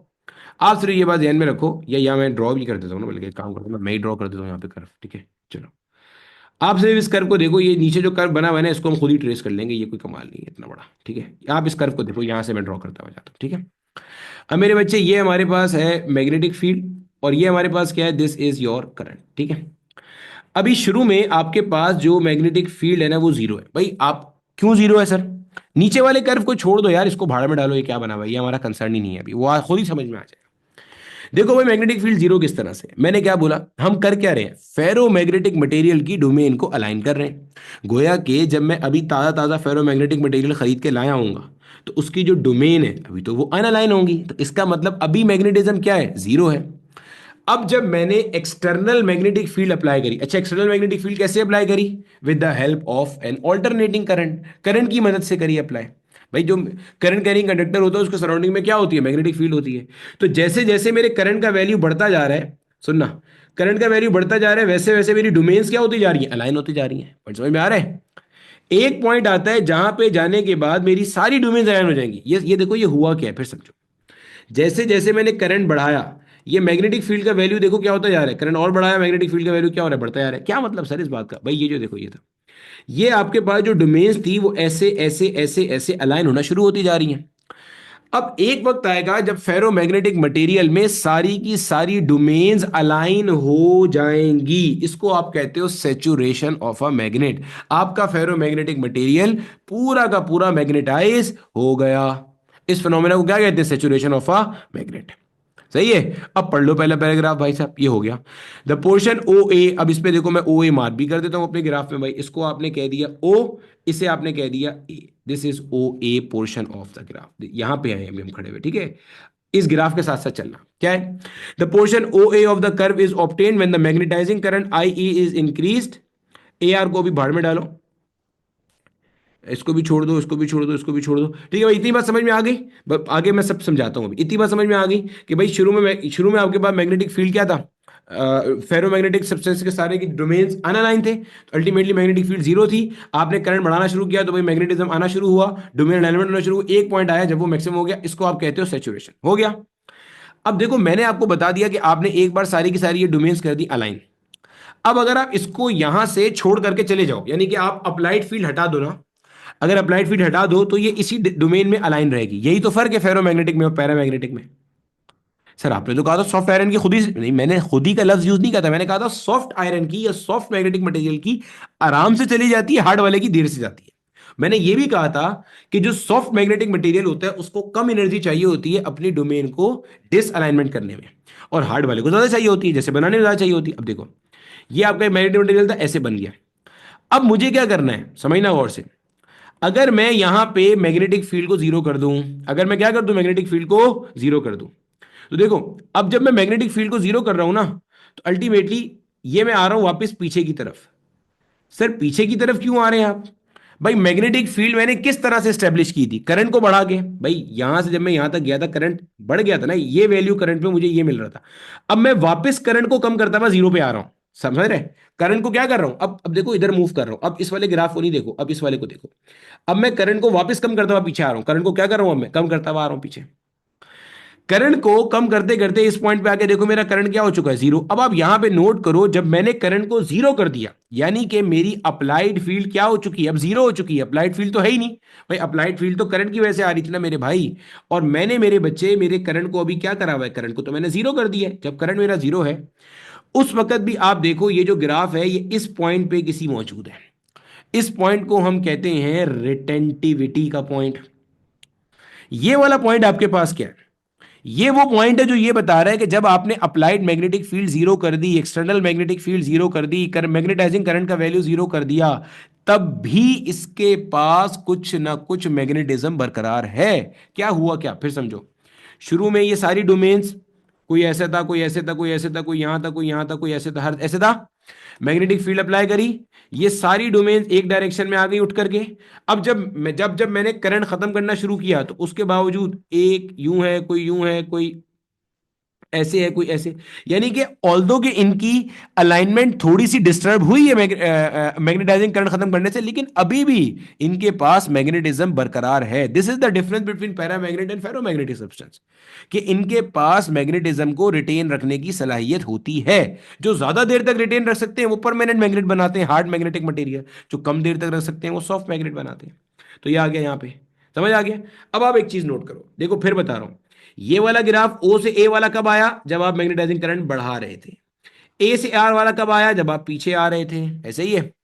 अब मैं अगर आपको बोलता हूं, गौर से सुनना, अगर मैं आपको बोलता हूं कि यार फ्लक्स डेंसिटी की वैल्यू देखो किसी भी मैग्नेटाइजिंग करंट के लिए, जब करंट बढ़ रहा था तब भी और जब करंट कम हो रहा था तब भी, देखो गौर से देखो।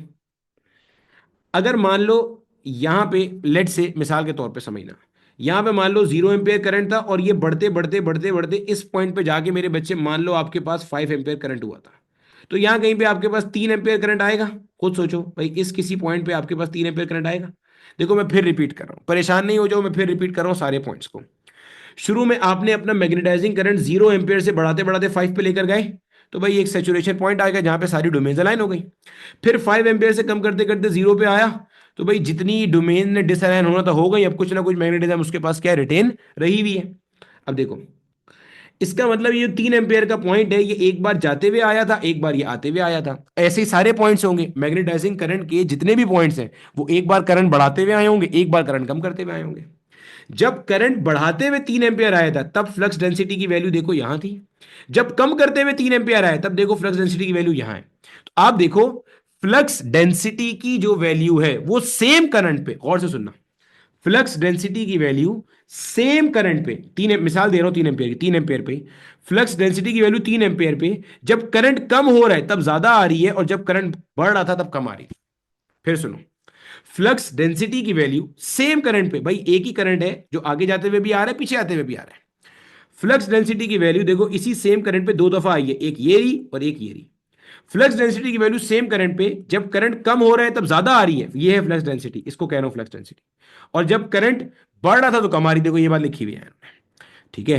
It may be noted that the value of flux density for any value of the current is always greater when the current is decreasing. जब करंट कम हो रहा है तो फ्लक्स डेंसिटी की वैल्यू क्या है, ज्यादा है। Then when it is increasing, जब वो बढ़ रहा था तो इसी सेम करंट के ऊपर फ्लक्स डेंसिटी की वैल्यू क्या थी, कम थी। That is magnetism lags behind the magnetism current. Magnetism क्या कर रहा है, लैग कर रहा है, पीछे चल रहा है मैग्नेटाइजिंग करंट के। This phenomena is termed as hysteresis. ये फिनोमिना कहलाता है हिस्टेरेसिस। मैं आपको इसको बहुत आसान करके बता देता हूं, बहुत आसान करके बता देता हूं। इन्होंने जो लिखा हुआ है ये तो मैंने इसलिए पढ़ा दिया ताकि आपको किताब पढ़ने में दुश्वारी का सामना ना हो। इन्होंने क्या बोला हुआ है मैं आपको इसकी पूरी रूह जो है ना एक जुमले में समझा देता हूं। देखो मुझे एक बात बताओ, शुरू में मेरे बच्चे जब आपने मैग्नेटाइजिंग करंट बढ़ाया तो जब आपने, अबे तुम्हें क्या हो गया, जब आपने मैग्नेटाइजिंग करंट बढ़ाया तो ये ग्राफ फॉलो होता हुआ यहां तक गया। जी सर गया। अब सोच, गौर से सुन, गौर से सुन, मुझे एक बात बता, अगर मैं मैग्नेटाइजिंग करंट को कम करता और मैग्नेटाइजिंग करंट के कम करने से वही होता जो बढ़ते हुए हो रहा था, यानी कि बढ़ते हुए ऐसे बढ़ रहा था, अगर कम करते हुए ऐसे ही कम होता तो दोनों साथ में जीरो होते। इसका मतलब मैं ये कहता कि दोनों हम कदम चल रहे हैं। हम कदम का मतलब क्या है भाई, जब करंट जीरो तब magnetic field zero, current maximum magnetic field maximum. भाई देखो ना, यहां करंट मैक्सिमम था तो मैग्नेटिक फील्ड तो मैक्सिमम हो गई। भाई देखो जाते हुए तो ये ऐसे हुआ, अगर वापसी में भी यानी कि करंट को कम करते हुए भी ये ग्राफ ऐसे ही आता, इस पॉइंट पे आ जाता, तो हमें ये पता चलता कि भाई जब करंट जीरो है तो इसका मतलब मैग्नेटिक फील्ड जीरो है। यानी कि इसका मतलब क्या है, इसका इसका कॉन्सेप्चुअल पॉइंट क्या है, कॉन्सेप्चुअल पॉइंट ये है जब आपने अप्लाइड मैग्नेटिक फील्ड को जीरो कर दिया, when ever applied magnetic field is zero, मतलब अगर अगर अगर अगर ये ग्राफ ऐसे रिट्रेस होता तो इसका मतलब क्या होता, जब आपने अप्लाइड मैग्नेटिक फील्ड को जीरो कर दिया तो फेरोमैग्नेटिक सब्सटेंस की सारी डोमेन ने अपनी अलाइनमेंट लूज कर दी, मैग्नेटिक फील्ड जीरो हो गई, वो बिल्कुल initial time T equal to zero वाला सैंपल बन गया, जबकि एक्चुअल में ऐसा नहीं होता। तो कुछ ना कुछ मैग्नेटिज्म तो बरकरार है। तो अब आप देखो मैग्नेटिज्म पीछे चल रहा है नहीं चल रहा। भाई आपने इस पॉइंट पे करंट को कम करते हुए जीरो कर दिया लेकिन आपका मैग्नेटिज्म जीरो नहीं हुआ, तो मैग्नेटिज्म तो पीछे आ रहा है। आगे कहीं पे जाके मैग्नेटिज्म ने जीरो होना है। अभी तो करंट, अभी अभी करंट जीरो हो चुका, लेकिन मैग्नेटिज्म जीरो नहीं हुआ। अगर ये कर्व ऐसे ही ट्रेस होता हुआ आता तो करंट जीरो होता, साथ ही मैग्नेटिज्म जीरो हो जाता, लेकिन अभी ऐसा नहीं हुआ। अभी करंट तो जीरो हो चुका है यहाँ पे, लेकिन मैग्नेटिज्म अभी भी बरकरार है। तो ये लिखा हुआ है magnetism lags behind the magnetizing current. ठीक है, अब आता है सेचुरेशन, ये सब पढ़ा चुका मैं। Magnetic flux density increase. अच्छा अब देखो, पहले आगे भी देख लेते हैं। अब मेरे बच्चे, मैंने आपको क्या बताया था, सोचो जरा। अब आप सोचो, फिर मैं वापस बना के समझाता हूँ ये। अगर आप इसको कॉन्सेप्चुअली समझ लोगे ना, ये सब लिखा हुआ समझ में आ जाएगा। शुरू में ये सारी डोमेन ऐसी थी, कोई ऐसा था कोई ऐसा था। आपने मैग्नेटाइजिंग करंट लगाया, ये सारी ऐसे ऐसे ऐसे हो गई। ये हो गया आपका सेचुरेशन। ठीक है सर, समझ में आ गया। अब जैसे ही आपने मैग्नेटिक फील्ड हटाई, जीरो कर दी, यानी कि ऐसे कर लो, मैग्नेटिक फील्ड जीरो करी, तो मैग्नेटिक फील्ड जीरो करने पर भाई एक ऐसे है, एक ऐसे है, एक ऐसे है। मतलब अलाइनमेंट थोड़ी सी आउट हो गई, लेकिन अभी भी मैग्नेटिज्म क्या है, बरकरार है।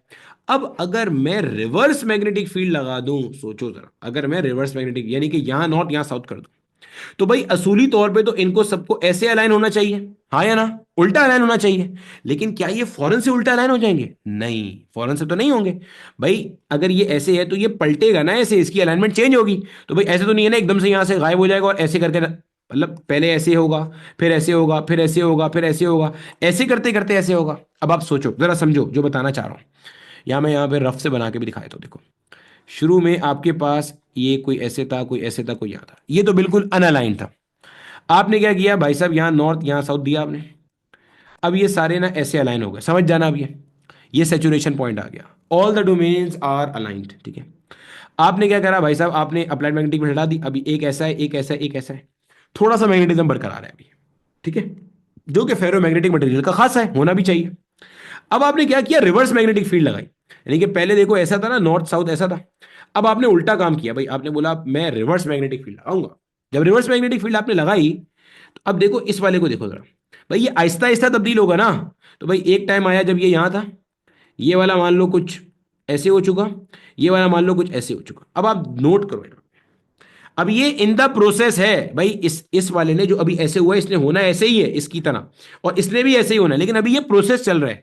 During the process reverse magnetic field के स्टेब्लिश होने में एक स्टेज ऐसी आई है जिसमें देखो इनकी अलाइनमेंट वापस जीरो हो गई है, नजर आ रहा है, अलाइनमेंट सब लूज हो गई है। अब इस टाइम पे अगर मैं बोलूं तो फेरोमैग्नेटिक मटेरियल के पास कोई मैग्नेटिक प्रॉपर्टी नहीं है। क्यों? डोमेन वापस डिसअलाइन हो चुकी है सारी की सारी। पॉइंट समझ में आ रहा है? यानी कि जब आप रिवर्स डायरेक्शन में मैग्नेटाइजिंग करंट को फ्लो कराते हो, जब आप रिवर्स डायरेक्शन में मैग्नेटिक फील्ड को एस्टेब्लिश करते हो, तो रिवर्स डायरेक्शन में जब मैग्नेटिक डोमेन्स अलाइन होने की तरफ जाती हैं, तो एक पॉइंट वो आता है कि जिसके ऊपर आपके पास इनकी अलाइनमेंट कंप्लीट फारिग हो जाती है, लूज हो जाती है, क्योंकि मैग्नेटिज्म तो अब तक जीरो हुई नहीं थी। यहां पे तो मैग्नेटिज्म बरकरार थी। अब जब मैग्नेटिज्म जीरो हो गई, अब देखो यहां पे इसी चीज को अब मैं आपको ड्रॉ करके दिखा रहा हूं। यहाँ पे इसको मिटाओ, यहाँ पे ये किताब में फिगर विगर इस तरह से बनी हुई नहीं मिलेगी, ठीक है, वो मैंने खुद बना दी आपको। अब देखो, अब देखो इस कर्व को मैं आगे लेकर आया और ये आ गया इस जगह पे आ गया कर्व। अब देखो, अब ये वाला पॉइंट आपने समझना है, this is very important point. ठीक है, ये वाला पॉइंट समझो। अब देखो ये वाला पॉइंट क्या है बेसिकली, मेरे बच्चे, आपने रिवर्स डायरेक्शन में मैग्नेटिक फील्ड बढ़ाई है। भाई ये वाला करंट नेगेटिव का होगा ना, ये अगर पॉजिटिव था तो ये नेगेटिव होगा। आप रिवर्स डायरेक्शन में मैग्नेटिक फील्ड बढ़ा रहे हो, तो देखो जब आप रिवर्स डायरेक्शन में मैग्नेटिक फील्ड बढ़ा रहे हो, तो आपकी जो पॉजिटिव मैग्नेटिक फील्ड है वो देखो कम होती जा रही है, ऊपर से नीचे आ रही है वैल्यू, देखो यहाँ पे। फाइनली एक पॉइंट आया जहां पे आपकी पॉजिटिव मैग्नेटिक फील्ड क्या हो गई, जीरो हो गई। अब पॉजिटिव मैग्नेटिक फील्ड जीरो होने के बाद अब जब आप फर्दर बढ़ाओगे ना, यहां पे आपके पास आता है सी। इस पॉइंट को सी कहते हैं। ये सब लिखा मिलेगा अभी आगे, परेशान नहीं होना। अब जब आप रिवर्स मैग्नेटिक फील्ड यानी कि रिवर्स करंट को मजीद बढ़ाओगे, ये आपके पास चला जाएगा आगे, फिर यहां पे सेचुरेशन आएगी, फिर वही काम होगा, सेचुरेशन आ जाएगी। फिर सेचुरेशन आने के बाद आप इसको कम करना शुरू करोगे, करंट को जीरो करोगे, तो कुछ ना कुछ मैग्नेटिक फील्ड यहां पे बरकरार रहेगी। फिर आप इस डायरेक्शन में बढ़ाना शुरू करोगे, फिर ये इस तरह से जाएगा, और अल्टीमेटली आपके पास ये कर्व बनेगा। मैं फिर से आपको ये पूरा कर्व बता देता हूँ। शुरू होता है ये कर्व यहां से, और उसके बाद दोबारा जिंदगी में यहां पे नहीं आता। यहां पे जाता है, ये सेचुरेट होता है, उसके बाद आप मैग्नेटाइजिंग करंट को कम करते हो, यहां पे आ जाता है। इस पॉइंट पे मैग्नेटाइजिंग फील्ड जीरो है, अप्लाइड फील्ड जीरो है, लेकिन इसके पास कुछ ना कुछ डोमेन्स अलाइन है। ठीक है, रिटेंटिविटी का कॉन्सेप्ट है, अभी आगे लिखा भी मिलेगा। फिर आप रिवर्स मैग्नेटिक फील्ड अप्लाई करते हो, यहां से पता चल रहा है ना रिवर्स मैग्नेटाइजिंग करंट है। यहां आते आते आप मतलब रिवर्स मैग्नेटिक फील्ड के चक्कर में डोमेन डिसअलाइन होना शुरू होती है, होते होते बेसिकली वो हो रीअलाइन रही है उल्टी डायरेक्शन में, लेकिन पहले डिसअलाइन होंगी फिर रीअलाइन होंगी ना वो। तो होते होते एक पॉइंट आता है जहां पे मैग्नेटिक फील्ड पॉजिटिव वाली जीरो होती है। फिर आप मैग्नेटाइजिंग करंट को फर्दर बढ़ाते हो, तो फर्दर बढ़ाने पे ये रिवर्स डायरेक्शन में अलाइन होती है, फिर यहाँ पे सैचुरेशन पॉइंट आता है। अब ये वाला पॉइंट है जब यहाँ पे सारी की सारी मैग्नेटिक फील्ड ना इस डायरेक्शन में अलाइन हो चुकी है। फिर आप क्या करते हो भाई, आपको तो मस्ती आई हुई है, आप क्या करते हो, आप फिर मैग्नेटाइजिंग करंट को यहां से जीरो करते हो जाके। जब आप मैग्नेटाइजिंग करंट को जीरो करते हो इस पॉइंट पे, फिर मैग्नेटाइजिंग करंट जीरो हो गया और कुछ ना कुछ मैग्नेटिक फील्ड आपके पास यहाँ पे नेगेटिव डायरेक्शन में बरकरार है। फिर आप मैग्नेटाइजिंग करंट को यहां बढ़ाना शुरू करते हो, तो ये आपके पास नेगेटिव वाली मैग्नेटिक फील्ड कम होती है, एक पॉइंट आता है वो जीरो होती है। फर्दर आप मैग्नेटाइजिंग करंट को बढ़ाते हो, फिर आपके पास ये होती है, फिर ये सैचुरेशन पॉइंट पे आता है, फिर आप क्या करते हो भाई, फिर आप इसको यहां से कम करना शुरू करते हो। इस तरीके से आप इसकी पूरी की पूरी हिस्टेरेसिस का फिनोमेना स्टडी करते हो गए। अब यही बात सारी लिखी हुई है भाई, पढ़ते चलते हैं। क्या कहते हैं ये, अब मेरा कर्व इतना खूबसूरत नहीं बना, बस समझ जाना, ठीक है। ये कर्व है हमारा, ठीक है, जिसको हम पढ़ रहे हैं। Magnetic flux density increases from zero and reaches the maximum value. भाई यहां से शुरू हुई यहां तक पहुंच गई। At this stage the material is said to be magnetically saturated, यानी कि all the domains of a ferromagnetic material are aligned. ये मतलब हो गया इस जुमले का। आगे है रेमिनेंस या रिटेंटिविटी। रेमिनेंस या रिटेंटिविटी यहीं से समझ ले, रिटेंटिविटी क्या है बाद में पढ़ेंगे आगे क्या लिखा हुआ है। रिटेंशन का मतलब क्या होता है, बरकरार रखना। रिटेंशन हम पढ़ते हैं ना, रिटेंशन रेट क्या है, जैसे मान लो कि आपके पास जो है ना वो जैसे मान लो कोई भी एक बहुत मुश्किल कोर्स है, अब उसके अंदर 100 बच्चे इनरोल हो गए, लेकिन भाई क्लास के आखिर में रिटेंशन रेट क्या था ये तो बताओ। रिटेंशन रेट का मतलब है आखिर तक लोग बरकरार कितने रहे, आखिर में लोग थे कितने। That is what retentivity is all about. यानी कि आपने मैग्नेटाइजिंग करंट को जीरो की तरफ लेकर आए, तो ये भाई पीछे आया इसके इस पॉइंट पे, when the magnetic field is sorry when the current is zero, तो कुछ ना कुछ मैग्नेटिक फील्ड, इतनी मैग्नेटिक फील्ड का वैल्यू है, ये मैग्नेटिक फील्ड है, इसको आप कहते हो retentivity. When the current is reduce to zero या applied magnetic field is zero, बास किताबों में ऐसे लिखा होगा, the material still remains strongly magnetized, क्योंकि बहुत सारी डोमेन्स अलाइन होती हैं, represented by point are on the curve. It is due to the tendency of the domains to stay partly in line once they have been aligned, and this is the खासा या खासुल खास characteristic of क्या, ferromagnetic material. इस property को आप कहते हो रेमिनेंस या रिटेंटिविटी ऑफ द मटेरियल। जैसे आपने अप्लाइड फील्ड जीरो करी, जो मैग्नेटिक फील्ड इसके पास, जैसे आपने मैग्नेटाइजिंग करंट जीरो किया, जो फील्ड फ्लक्स डेंसिटी इसके पास रिमेनिंग होगी वो इसकी रिटेंटिव मैग्नेटिक फील्ड कहलाएगी। कोएर्सिविटी क्या है, अब देखो, अब ये वही बात पूरी लिखी हुई है इन्होंने। Coercivity, to demagnetize the material the magnetizing current is reverse and increase to reduce the magnetization to zero। जब आप इसको रिवर्स करोगे तो आपकी रिवर्स डायरेक्शन में मैग्नेटिक जो डोमेन्स है वो अलाइन होना शुरू होती हैं, तो उसमें प्रोसेस में एक टाइम आता है जब मैग्नेटिक फील्ड पॉजिटिव वाली जीरो हो जाती है, ये उसी को कह रहे हैं। This is known as the coercive current. Coercive current क्या है, जो आप रिटेंटिव मैग्नेटिक फील्ड को जीरो करने के लिए स्टेब्लिश करते हो। This is represented by point C on the curve. The coercivity of steel is more than of iron. क्या मतलब है, कोर्सिविटी है क्या, जो आपने मैग्नेटाइजिंग करंट रिवर्स डायरेक्शन में स्टेब्लिश किया ताकि वो पॉजिटिव वाली मैग्नेटिक फील्ड को मार दे। भाई अभी हमने क्या पढ़ा था, ये है ना आपका पॉइंट सी, ये जो आपका रिवर्स डायरेक्शन में करंट है ना, जो इस मैग्नेटिक फील्ड को खत्म करके यहां पे लाया है, ये आपके पास कोर्सिविटी होती है। अब ये कोर्सिविटी स्टील में ज्यादा होती है, क्यों, मैंने ऊपर आपको एक तकरीर की थी कि स्टील हार्ड मैग्नेटिक मटेरियल है।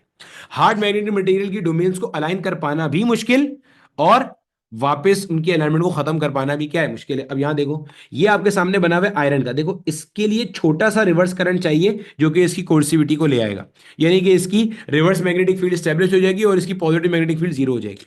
जबकि स्टील में देखो ज्यादा मैग्नेटिक मैग्नेटिक फील्ड चाहिए, ज्यादा एनर्जी चाहिए इसकी अलाइनमेंट को तोड़ने के लिए, तो यही बात लिखी हुई है। The coercivity of steel is more than that of iron as more current is needed to demagnetize it. Once the material is magnetized, its magnetization curve never passes through the origin. ये बात मैंने भी आपको बताई थी कि भाई दोबारा से ओरिजिन से नहीं गुजरेगा वो, ठीक है, वो तो यहां से गुजरेगा। कोर्सिविटी का फिनोमेना यही है।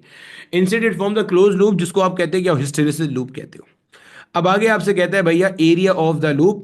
ये जो आपका एरिया ऑफ द लूप होता है that is the measure of the energy needed to magnetize and demagnetize the specimen during each cycle of the magnetizing current.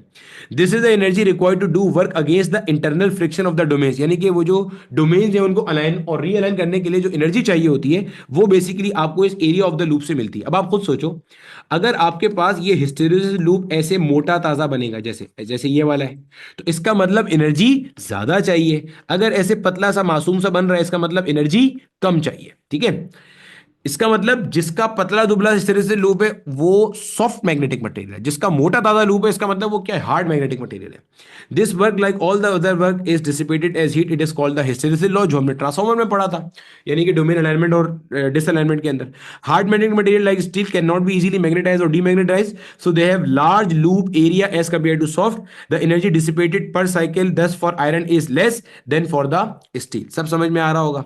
अब आगे उन्होंने यही लिखा हुआ है कि भाई इसका ये मतलब नहीं है कि आप स्टील को अच्छा समझना शुरू कर दें और आयरन को बुरा समझना शुरू कर दें, दोनों की अपनी अपनी प्रॉपर्टीज है। ठीक है, a material with high retentivity, मतलब ऐसा मटेरियल जिसको आप परमानेंट मैग्नेट बनाना चाह रहे हो तो उसमें हाई रिटेंटिविटी चाहिए और लार्ज कोर्सिव फोर्स चाहिए ताकि उसकी डोमेन को अलाइन रखने की सलाहियत भी ज्यादा हो once the applied magnetic field is removed, और दूसरा उसको एक रिवर्स मैग्नेटिक फील्ड भी बड़ी चाहिए हो ताकि वो अपनी मैग्नेटाइजेशन को लूज कर सके। तो परमानेंट मैग्नेट के अंदर लार्ज रिटेंटिविटी और लार्ज कोर्सिविटी चाहिए होती है। कोर्स ऑफ इलेक्ट्रोमैग्नेट क्या होता है भाई, इसके अंदर आपके पास रिटेंटिविटी भी कम होनी चाहिए और कोर्सिविटी भी कम होनी चाहिए ताकि फौरन से ये अलाइन भी हो जाए और डीमैग्नेटाइज भी हो जाइए। ठीक है, तो ये लिखा हुआ है यहाँ पे, the cores of electromagnet should be where the specimen repeatedly undergoes magnetization and demagnetization should have narrow hysteresis curve. Narrow का मतलब क्या है, फौरन फौरन फौरन हो रहा हो, and small area to minimize the waste of energy, ताकि इनकी एनर्जी का जो वेस्ट है वो क्या हो रहा हो आपके पास, मिनिमाइज हो रहा हो। यहां तक मुझे बता दो मेरे बच्चे, क्या सब चीज सबको क्लियर होती है? मुश्किल तो नहीं था, आसान सा टॉपिक। अब देखो मेरे बच्चे, हमारे सामने जो है ना वो कुछ पास पेपर के क्वेश्चंस मैंने लिखे हुए हैं जो इस टॉपिक से आए हुए हैं। ठीक है, और आगे चलते हैं और इन क्वेश्चंस को देखते हुए चलते हैं। अच्छा, अब आपने वो सारी की सारी चीज़ें जो है ना वो जहन में रखते हुए चलनी है जो कि मैंने आपको ऑलरेडी कवर कराई हुई हैं। ठीक है, सबसे पहले कहता है the stress strain curves of three wires of different materials are shown in the figure. A B and C are the elastic limits of the wires. अच्छा जी, अब देखो जरा भाई, ए बी और सी इनकी क्या है, इलास्टिक लिमिट्स है, इलास्टिसिटी कहना चाह रहा है उसे वो। देखो स्ट्रेस स्ट्रेन कर्व बना हुआ है, मैंने आपको पढ़ाया था, लेक्चर में भी ये बात मौजूद है। जो स्लोप होता है ना स्ट्रेस स्ट्रेन कर्व का, वो आप कैसे निकालते हो भैया? स्लोप निकालने का फॉर्मूला होता है delta Y upon delta X. Y पे क्या लिया हुआ है आपने, स्ट्रेस लिया हुआ है। एक्स पे क्या लिया हुआ है आपने, स्ट्रेन लिया हुआ है। और स्ट्रेस अपॉन स्ट्रेन किसके बराबर होता है मेरे भाई? मॉड्यूलस ऑफ इलास्टिसिटी के बराबर होता है। और मॉड्यूलस ऑफ इलास्टिसिटी क्या बताता है कि यूनिट स्ट्रेन प्रोड्यूस करने के लिए कितने न्यूटन पर मीटर स्क्वायर की फोर्स चाहिए। गोया कि जितना ज्यादा मॉड्यूलस ऑफ इलास्टिसिटी होगा उतनी ज्यादा रिजिडिटी होगी। सही है, मैंने इसकी मिसाल इस तरह से दी थी कि मान लो आपके पास एक का मॉड्यूलस ऑफ इलास्टिसिटी है 20 न्यूटन पर मीटर स्क्वायर, एक का है 200 न्यूटन पर मीटर स्क्वायर। ये दो अलग मटेरियल है मिसाल के तौर पे, ये material one, this is let's say material two. तो मेरे बच्चे मटेरियल वन जो है इसके अंदर स्ट्रेन प्रोड्यूस करने के लिए आपको 20 न्यूटन पर मीटर स्क्वायर की जो है वो फोर्स चाहिए। उसमें पर मीटर स्क्वायर पे 200 न्यूटन की फोर्स चाहिए। तो आपको नजर आ रहा है कि ये वाला जो है ना इसकी रिजिडिटी कैसी है, ज्यादा है, दिस इज मोर रिजिड, इसकी रिजिडिटी इज मोर। ठीक हो गया, तो गोया कि आपको पता चल गया जिसका मॉड्यूलस ऑफ इलास्टिसिटी ज्यादा उसकी रिजिडिटी ज्यादा। और ये कहां से आता है भाई, स्लोप से आता है। तो जिसका स्लोप ज्यादा उसकी रिजिडिटी क्या हो गई, ज्यादा हो गई। ठीक है, यानी कि पॉइंट समझ में आ गया, उसकी इलास्टिसिटी ज्यादा हो गई। ठीक हो गया, इलास्टिसिटी क्या होती है, अपनी ओरिजिनल शेप को मेंटेन रखने की सलाहियत। भाई जो ज्यादा रिजिड होगा वो अपनी ओरिजिनल शेप को ज्यादा अच्छे से मेंटेन रखेगा। भाई खुद सोचो, एक है जिसके ऊपर 20 न्यूटन की फोर्स लगाता हूं तो वो डिफॉर्म होता है, एक है जो 200 न्यूटन की फोर्स भी डिफॉर्म होता है। तो ज्यादा अच्छे से अपनी शेप कौन मेंटेन कर रहा है, 200 वाला, क्योंकि उसके ऊपर ज्यादा फोर्स लगेगी तो वो अपने आप को डिफॉर्म होने देगा, हल्की बुल्की फोर्स पे तो नहीं होने देगा। सही है। अब देखो, जितना y के नजदीक जाओगे उतना स्लोप क्या होगा, बढ़ता जाएगा।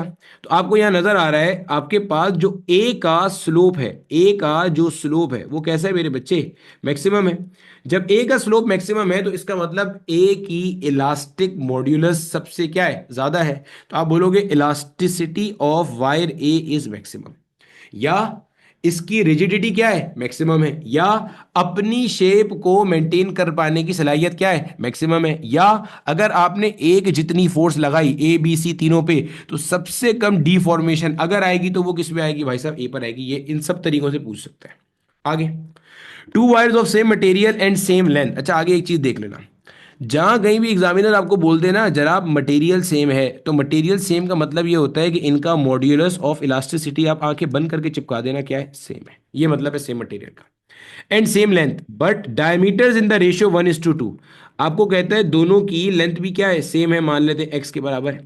कहता है लेकिन डायमीटर्स का जो रेशियो है दैट इज 1/2, यानी कि आपको d1/d2 कितना दे दिया भाई, 1/2 दे दिया।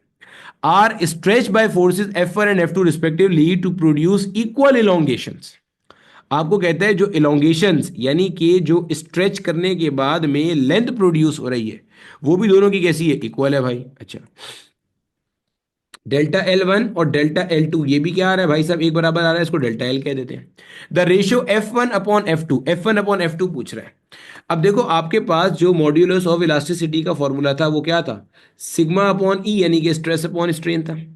इसको आप क्या लिखोगे भाई, इसको आप बोलोगे force per unit area multiply bye ये जो स्ट्रेन होता है, स्ट्रेन क्या होता है भाई, change in length per unit initial length. पलटेंगे तो क्या बन जाएगा, ये बन जाएगा length upon change in length. भाई यही होगा ना, कैसे आया सर ये, ए मेरे भाई ये देख, इसकी जगह लिखा डेल्टा एल अपॉन एल, ये पलट गया ऐसे ऊपर तो एल ऊपर चला गया, डेल्टा एल अपनी जगह पे ही रह गया, सही है। अब क्या करना है, आपको रेशियो निकालना है F1 F2 का। तो भाई सबसे पहले तो यहाँ पे ना क्या करो, आप F को सब्जेक्ट बना लो, F को सब्जेक्ट बना लो। जब F को आप यहाँ पे सब्जेक्ट बनाने के लिए जाओगे तो F क्या बन जाएगा, F बन जाएगा E × A × डेल्टा एल, ऐसे ही। अपॉन में आपके पास आ जाएगा क्या मेरे भाई, एल आ जाएगा, ये आ गई उठ के। अब क्या करना है भाई साहब, अब आपसे क्या पूछा, F1/F2 पूछे, तो बना ले भाई यहाँ पे F1/F2। अब देखो यहाँ पे E1 A1 delta L1 whole divided by L1, ये सारा का सारा मैंने F1 के लिए लिख दिया, मल्टीप्लाई बाय। अब क्या बनेगा मेरे बच्चे, यहाँ आया आपके पास L2, यहां आया आपके पास E2, ये आया आपके पास A2, ये आपके पास आया डेल्टा L2। सर ये कैसे आपने कैसे लिख दिया, हमें नहीं समझ में आया, मैं फिर रिपीट कर रहा हूं, देखो भाई साहब कैसे लिख दिया। भाई ये F का फॉर्मूला यहां से निकाल लिया, इस जगह से निकाला यहां से, कैसे, F को अकेला करना था, A डेल्टा L डिवाइड हो गए थे, यहाँ इधर आके मल्टीप्लाई हो गए, तो ये हो गया E A delta L, L multiply हो इधर आ गया। तो अब एक बार F1 के लिए फॉर्मूला लिखा, फिर F2 इसके डिवीजन में है ना, सवाल में कहा हुआ है, तो F2 अपॉन में आ गया, ये पूरी चीज जब पलटेगी तो L2 पलट के ऊपर चला जाएगा, E2 A2 डेल्टा L2 वहीं रहेगा। अब E क्या है, मॉड्यूलस ऑफ इलास्टिसिटी। तो भाई ये और ये तो मर गया, कैसे, इसने कहा हुआ मटेरियल सेम है। फिर L1 से L2 भी मर गया, कैसे, क्योंकि इसने कहा हुआ है इनिशियल लेंथ भी सेम है, देखो ये लिखा हुआ, दोनों की लेंथ कैसी है, same same same same same same चल रही है। फिर अब डेल्टा L1 डेल्टा 2, इसने कहा दोनों में जो एक्सटेंशन आई हुई है वो भी सेम है, टू प्रोड्यूस इक्वल इलोंगेशन लिखा हुआ है।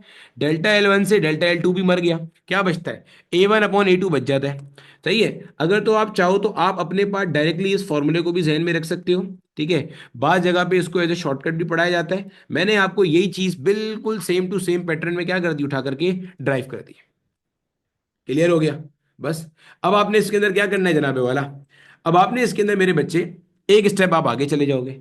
अब इसमें आपको एरिया नहीं दिया हुआ, आपको क्या दिया हुआ है, डायमीटर दिया हुआ है। अब देखो एरिया से डायमीटर आप कैसे निकालोगे, यहां पे वायर की बात चल रही है। जो वायर होती है मेरे बच्चे वो कुछ इस तरह की होती है, अगर मैं यहाँ ड्रॉ करके दिखाऊं, जो वायर होती है, अगर आप वायर बनाते हो तो भाई साहब वायर ऐसे बनती है ना, ये होती है कोई वायर, ऐसे ऐसे बनती है वायर, और यहां से ये ऐसे जा रहा होता है, वायर ऐसी होती है, ये ऐसी होती है वायर। अब आप देखो अगर मैं आपसे पूछता हूं कि इसके अंदर ये वाली जो चीज है, ये जो चीज है, ये चीज आपको क्या नजर आ रही है, तो भाई साहब ये चीज हमें एक अंदर नजर क्या आ रही है, सर्कल नजर आ रही है। तो इसका जो मेरे बच्चे एरिया है, इसके एरिया का फॉर्मूला क्या हो जाएगा, पाई आर स्क्वायर हो जाएगा। आर यहाँ पे क्या होता है मेरा बेटा, रेडियस के बराबर होता है। अगर रेडियस के बराबर मैं रेडियस का फॉर्मूला पुट कर दूं, रेडियस का फॉर्मूला क्या है, डायमीटर डिवाइडेड बाई 2, तो ये बन जाएगा D/2, और ये आपके पास क्या आ जाएगा, होल स्क्वायर आ जाएगा। क्या बनता है मेरे बच्चे, पाई डी स्क्वायर डिवाइडेड बाय, ये बन गया एरिया का फॉर्मूला। यानी कि आपको नजर आ रहा है यहाँ पे, ये देखो नजर आ रहा है, एरिया का रिलेशन आपके पास डी स्क्वायर के साथ कैसा है, डायरेक्ट है। देखो एरिया का रिलेशन आपके डी स्क्वायर के साथ कैसा है, डायरेक्ट है।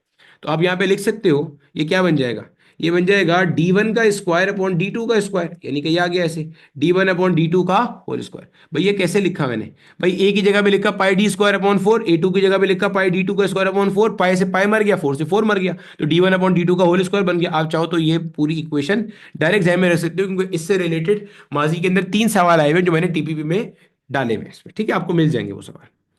अब अल्टीमेटली D1 अपॉन D2 कितना दिया हुआ है यहाँ पे, 1/2 दिया हुआ है, लाके यहाँ पुट कर दे भाई, 1/2 और ऊपर क्या आ गया, इसका स्क्वायर आ गया, तो 1/2 का स्क्वायर क्या हो गया, 1/4। F1/F2 की रेशियो आपके पास क्या आ गई, 1/4। अब वो सारे के सारे बच्चे जिनके जहन में सवाल आते हैं, सर क्या बड़े क्वेश्चन भी आते हैं पेपर में, जो अभी अभी नेट 2 देकर आए ना, उनसे जरा उनके हालात पूछ लेना आप, तो वो आपको बेहतर बताएंगे कि बड़े छोटे कौन कौन से क्वेश्चन आए हुए थे, वो देखे वाले में भी थे या नहीं भी थे। तो कोशिश करो कि उल्टे सीधे बेवकूफाना सवाल पूछने के बजाय मटेरियल को समझने में और एनालाइज करने में करो। बाकी ये बात तो खैर एक मुसल्लिमा हकीकत है कि जहां जहां पे पेपर बेस्ड पेपर होता है ना, हार्ड कॉपी का पेपर होता है, वहां पे थ्योरी का कंटेंट हमेशा डोमिनेंट है और न्यूमेरिकल हमेशा कम रहते हैं। लेकिन इसको भी आप ना कुछ स्टैंडर्ड नहीं ले सकते, क्योंकि अभी अभी पिछले साल का जो एमडी कैट में नम्स का पेपर हुआ है, अब वो मुश्किल आया था, तारीखी मुश्किल पेपर आया था, उसमें ठीक ठाक न्यूमेरिकल प्रॉब्लम डाल दी उन्होंने फिजिक्स में उठा के, मेरे ख्याल है 20-22 न्यूमेरिकल थे शायद, या 24 के करीब न्यूमेरिकल थे। तो इसीलिए मैं बच्चों को ये कहता हूँ कि आप ना चीज़ों को रटे नहीं मारा करो भाई, आप सब करो, अभी टाइम है ना, बाद में रिग्रेट होगा, पूरा साल जाया होगा और पूरा साल आपको दोबारा पढ़ना पड़ेगा, फिर आप सोचोगे काश मैं उसी वक्त पढ़ लेता तो वो थोड़ा सा क्या होता, बेहतर हो जाता। अब देखो आगे कहते हैं if a wire is stretch to 4 times, अगर आपने वायर को 4 टाइम्स स्ट्रेच कर दिया, यानी कि पहले इसकी लेंथ मान लो x थी, L1 मान ले x थी इसका पास, आपने स्ट्रेच करने के बाद इसकी जो नई लेंथ थी ना वो कितनी कर दी, 4x कर दी। आपसे कह रहे हैं बेटा बता इसका स्ट्रेन क्या होगा, क्या बताना है इसका स्ट्रेन क्या होगा, स्ट्रेन पूछ रहे हैं। अब मेरे बच्चे स्ट्रेन आप कैसे निकालते हो, स्ट्रेन निकालने का तरीका होता है change in length upon initial length. अब बोलोगे सर आपको कैसे पता चला कि ये लॉन्गिट्यूडनल स्ट्रेन की बात कर रहा है, भाई दिख रहा है ना कि लेंथ बढ़ रही है तो लॉन्गिट्यूडनल स्ट्रेन है। चेंज इन लेंथ कैसे आएगा भैया, final length minus initial length, और टोटल लेंथ कितनी है, एक्स के बराबर है। सर टोटल लेंथ 4x क्यों नहीं हो गई, मेरे बेटे टोटल लेंथ 4x इसलिए नहीं हो गई, 4x तो उसने खींच के लंबी करी है, देखो क्या लिखा है, इस stretch to 4 times of its length, समझना, यानी कि इसकी जो लेंथ थी अगर ये x थी तो उसने खींच के उसे 4x कर दिया, तो लेंथ एक्चुअल में कितनी है, जो एक्चुअल लेंथ होती है वो यहां पे आती है ना, जो इनिशियल लेंथ होती है, change in length upon initial length आता है ना, तो एक्चुअल लेंथ क्या थी, x थी, x से खींच के उसने 4x किया, तो आ गया ऐसे। अब सिंप्लीफाई कर लो, 4x माइनस एक्स कितना हो गया भाई, 3x हो गया, पॉन में x हो गया, x से x मर गया, क्या आता है स्ट्रेन 3 आता है, तो इसकी कोई यूनिट नहीं होती है, तो इसका आंसर क्या हो जाएगा 3 हो जाएगा आउट करके, ठीक है, सिंपल हो गया। यूनिट क्यों नहीं होती है, टॉपिक में बताइए मैंने ये बात, आगे देखो कहते हैं the adjacent graph shows the extension delta L यानी कि एक्सटेंशन जो इजाफी लेंथ बढ़ रही है of a wire of length 1 metre suspended from the top of a roof at one end with a load W connected to the other end. अच्छा कहते हैं भाई ऊपर से आपके पास ना कोई एक तार हैंग हुआ हुआ है और उसके नीचे आपने ना क्या किया हुआ है, एक वेट सस्पेंड किया हुआ है। कहते हैं if the cross sectional area of the wire is this calculate the Young's modulus of the wire. Simple, क्या पूछ रहा है, यंग्स मॉड्यूलस पूछ रहा है। अब देखो मेरे भाई, देखो मेरे भाई, यंग्स मॉड्यूलस, जो भी आपका मॉड्यूलस ऑफ इलास्टिसिटी होता है वो क्या होता है, स्ट्रेस अपॉन स्ट्रेन के बराबर होता है, बेसिक बात। स्ट्रेस आपके पास क्या होता है, F/A, स्ट्रेन क्या होता है, change in length per unit initial length, तो ये इनिशियल लेंथ ऊपर चली गई, चेंज इन लेंथ नीचे आ गया, क्योंकि डिवाइड होगा, डिवाइड होने के बाद ये पलट गया, यहीं से आएगा आपके पास ये, सही हो गई ये बात सही हो गई। अब बहुत सारे बच्चे ना यहीं पे फौरन से आएंगे, बोलेंगे सर इतनी लंबी क्यों कर रहे हैं यार, ये देखें ये रहा स्ट्रेस, ये रहा स्ट्रेन, आप क्या करो, ये स्ट्रेस है ये स्ट्रेन है, हमने आपकी बेसिक मैथ्स की वीडियो तो देखी हुई है, ये स्ट्रेट लाइन है, ये वाला पॉइंट पकड़ोगे क्या आएगा 20,1, इंटू 10⁻⁴। ये वाला पॉइंट पकड़ेंगे 80 इंटू 4, 10⁻⁴। इस लाइन का क्या करेंगे, स्लोप निकाल लेंगे। वैसे भी हम मैथ्स वाले हैं, स्लोप निकालना तो मसला ही नहीं है। Delta Y upon delta X, sigma upon E किया और यहां से आ गया यंग्स मॉड्यूलस आ गया। अब मेरा बेटा यहां पे आपने ना बिल्कुल बेवकूफी कर दी। क्यों? ये वाली बात आपकी उस हद तक तो दुरुस्त थी जब आप स्ट्रेस और स्ट्रेन के कर्व पे काम करते, लेकिन क्या यहाँ पे स्ट्रेस स्ट्रेन का ग्राफ दिया हुआ है? नहीं दिया हुआ। फिर दोबारा सवाल पढ़ो क्या दिया हुआ है। Graph shows the extension delta L of a wire, और दूसरे एक्सिस पे लिया हुआ है लोड डब्ल्यू कनेक्टेड। ठीक है, यहां पे इन्होंने स्ट्रेस स्ट्रेन नहीं दिया हुआ, इन्होंने यहां पे जो चेंज इन लेंथ यानी कि जो एक्सटेंशन आ रही है वो यहां दिया हुआ है, और जो आपने वहां पे वेट कनेक्ट किया हुआ है ना उसके साथ, किसके साथ, जो आपका कह लो कि वायर है, वो आपको यहां पे दिया हुआ है। ठीक है, और डेल्टा एल भी आपको ऐसे लिख के दिया हुआ है, मल्टीप्लाई बाय 10⁻⁻⁴, यानी कि जो भी आप यहां से वैल्यू पढ़ोगे उसको मल्टीप्लाई करोगे 10⁻⁻⁴ से, और आगे यूनिट इसकी क्या बन जाएगी, मीटर बन जाएगी। सही है, अब आपको इसका मतलब ये सारी चीजें चाहिए। आप क्या करो, इसमें से मान लो लेट से मैं ये वाला पॉइंट कंसीडर करता हूं, आप कोई और पॉइंट भी कंसीडर कर सकते हो। अब आप देखो इस पॉइंट पे अगर मैं आपको बोलूं डेल्टा एल का वैल्यू बोलो, तो ये वैल्यू क्या लिखा हुआ है, 1 लिखा हुआ है। भाई इस जो पॉइंट मैंने कंसीडर किया है, इस पॉइंट पे डेल्टा एल का वैल्यू क्या है, 1 × 10⁻⁴ मीटर है। इस पॉइंट पे वेट का वैल्यू क्या है, वेट का वैल्यू 20 है। आप कोई भी पॉइंट ले सकते हो, फिर उसकी खूबसूरती आंसर सेम आएगा। भाई कोई कोई किसी का दिल करे ये वाला पॉइंट लेके चेक कर लेना भाई। ठीक है, यहां पे ये आएगा आपके पास डेल्टा एल, ये आएगा आपके पास क्या, वेट का वैल्यू। ठीक है भाई साहब, अब वेट कितना आ गया आपके पास, 20 आ गया यहाँ पे उठ के। सही है, अब लाके इसमें पुट करेंगे, आंसर आएगा। 2 मिनट दो, मैं गेट खोल के आऊं। अब देखो बच्चे, आप कोई भी पॉइंट ले सकते हो, कोई दुश्वारी वाली बात यहाँ पे नहीं है। ठीक है, बस लाके वैल्यूज पुट कर दी यहाँ पे, इसको कर दिया हमने 20।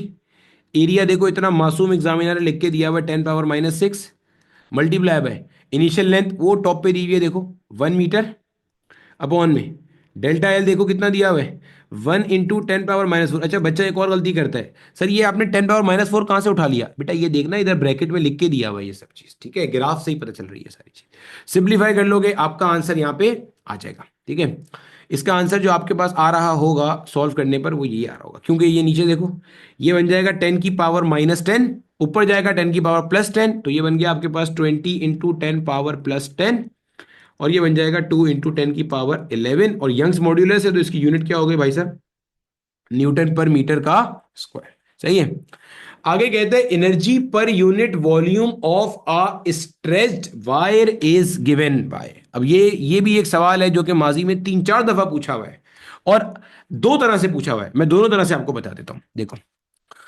जो हमने लेक्चर नंबर 1 पढ़ा था उसमें जो हमने अपना स्ट्रेस स्ट्रेन का कॉन्सेप्ट पढ़ा था, मैंने आपको बताया था कि मान लो अगर आपके पास एक कोई वायर है जिसमें अभी एक्सटेंशन नहीं आई हुई है, यानी कि मान लो अभी उसके पास जो उसकी इनिशियल लेंथ है वो कितनी है, एल के बराबर है। आपने इसके ऊपर कोई फोर्स अप्लाई कर दी। सही है, अब फोर्स अप्लाई करने के बाद मेरे भाई समझना, फोर्स अप्लाई करने के बाद जो इसकी फाइनल लेंथ है वो हो गई एल प्लस डेल्टा एल। ठीक है, यानी कि अगर मैं आपसे पूछूं इसमें कितनी इलोंगेशन आई है, भाई जब घसीटा आपने उसको तो वो खिंचेगा, कितना खिंच गया, डेल्टा एल खिंच गया। सही, फोर्स लगा दिया आपने। अच्छा यहां पे आपके पास इस जगह पे आपके पास जो एक्सटेंशन थी वो कितनी थी, अभी 0 थी, और इस जगह पे डेल्टा एल एक्सटेंशन आ चुकी है। हमें अकॉर्डिंग टू हुक्स लॉ पता है कि भाई फोर्स एक्सटेंशन के अकॉर्डिंग होती है। ऐसे ही है, यानी कि यहां पे आपके पास फोर्स का वैल्यू 0 न्यूटन रहा होगा, और यहां पे आपके पास जो फोर्स का वैल्यू था वो के एक्स बराबर हो जाएगा, जो कि आपका हुक्स लॉ से आता है। ठीक है, अब हमने इसकी बेस के ऊपर वर्क डन कैलकुलेट करना सीखा था, जो कि एरिया अंडर द कर्व से निकाला था हमने, याद होगा आपको। वो जो एरिया अंडर द कर्व से आया था वो क्या था, half multiply by base into height. Base में क्या था, जितना लेंथ में चेंज आया है, लेंथ में कितना चेंज आया है, डेल्टा एल चेंज आया है, यही चेंज आया ना लेंथ में, डेल्टा एल चेंज आया है। सिमिलरली भाई यही चेंज आया ना डेल्टा एल। भाई देखो ना फाइनल लेंथ कितनी है, L plus delta L, initial कितनी है एल, तो एल प्लस डेल्टा एल में से अगर मैं एल को माइनस कर दूं तो एल से एल मर जाएगा, पीछे क्या बचेगा, डेल्टा एल।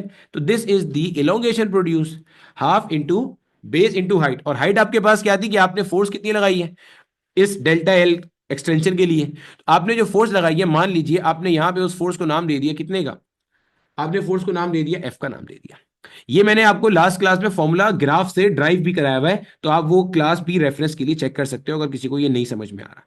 वहां पे हमने बस फर्क ये था कि वहां पे हम चूंकि किताब को देखते हुए चल रहे थे, तो किताब वालों ने वहां पे एक्सटेंशन को L1 कहा हुआ था और फोर्स को F1 कहा हुआ था। क्या फर्क पड़ता है, आपकी मर्जी है भाई, ठीक है, डजेंट मैटर। ये तो आपके पास होगा वर्क डन। ये वर्क डन आपने वायर पे किया था उसे खींचने के लिए, जो आपने वर्क डन किया वही उसके अंदर क्या हो गया, एनर्जी स्टोर हो गई। अब ये क्या कह रहा है, ये कह रहा है energy per unit volume of a stretch wire. समझना क्या बोल रहा है, energy per unit volume of a stretch wire. अगर पहले मैं एक काम करता हूं, वायर के ना जरा वॉल्यूम की बात कर लेते हैं, एनर्जी पर यूनिट वॉल्यूम निकालना तो फिर आसानी हो जाएगा, कोई मसला नहीं होगा।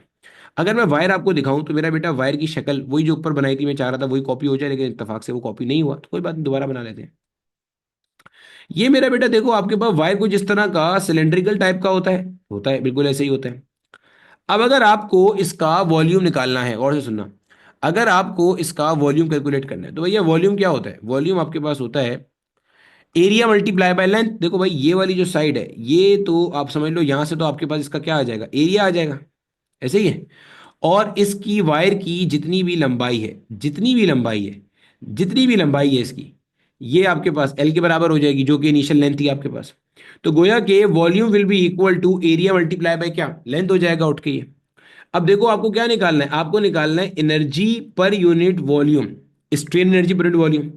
देखो एनर्जी तो इतनी ही होगी जितना इस पे वर्क डन हुआ है, तो वो आपने आगे लिख दिया half into delta L into F, यही आ गया। अपॉन में आपके पास आता है volume, volume of the wire क्या है, ए मल्टीप्लाई बाय एल। ये देखो इतनी लंबी तकरीर मैंने इसलिए की थी कि कोई खुदा का बंदा यहां इस डेल्टा एल को इस एल से मार मूर के फारिग ना हो जाए। ये डेल्टा एल ये शो कर रहा है जो स्ट्रेन एनर्जी के फॉर्मूले में आया है कि एलोंगेशन कितनी आई है, स्ट्रेच कितना हुआ है। ये एल शो कर रहा है कि टोटल इनिशियल लेंथ खींचने से पहले कितनी थी, ये शो कर रहा है। दोनों में फर्क जमीन आसमान का है, सही है। अब इस फॉर्मूले को मैं थोड़ा सा करता हूँ रीअरेंज। जब रीअरेंज करता हूँ ये क्या बनता है, ये बनेगा हाफ मल्टीप्लाई बाय एफ बटे A multiply by delta L upon L. देखो वही है, मैंने कोई डिनोमिनेटर न्यूमरेटर चेंज नहीं कर दिया भाई। ये जो टू था, ये टू बस डिनोमिनेटर में था, नीचे ही आ गया उठ के। सर ये कैसे नीचे आ गया, भाई ऐसे समझ लो, इस ए इंटू एल के नीचे क्या है, वन है, पलट दो तो वन ऊपर चला जाएगा और ये यहाँ पे आ जाएगा ए इंटू एल, तो टू ए एल हो गया और डेल्टा एल एफ हो गया। सही हो गया। अब आप नोट करो तो ये वाली जो आपके पास पूरी की पूरी चीज है, ये आपके पास किसका फॉर्मूला है, स्ट्रेस का फॉर्मूला है।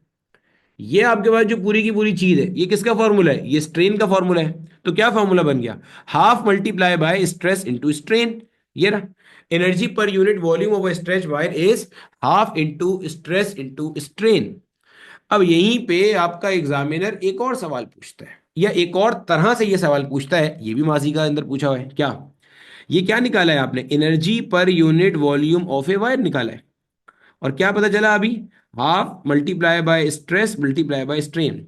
अगर मैं यहां पर खुद से स्ट्रेन से मल्टीप्लाई डिवाइड करूं, मेरी मर्जी ना, कर सकता हूं, कोई प्रॉब्लम तो नहीं है, नहीं है। ये क्या बनेगा, ये बनेगा half multiply bye stress upon strain. देखो एक ये वाला जो स्ट्रेन था ना, ये वहां नीचे आ गया, इस जगह इसके नीचे आ चुका, ठीक है। Half stress upon strain multiply by strain का स्क्वायर। अब आप देखो तो ये वाली चीज जो है ना मेरे बच्चे, ये क्या लिखी हुई है, ये आपके पास लिखा हुआ है यंग्स मॉड्यूलस ऑफ इलास्टिसिटी। क्यों, मॉड्यूलस ऑफ इलास्टिसिटी क्या होता था, स्ट्रेस अपॉन स्ट्रेन होता था।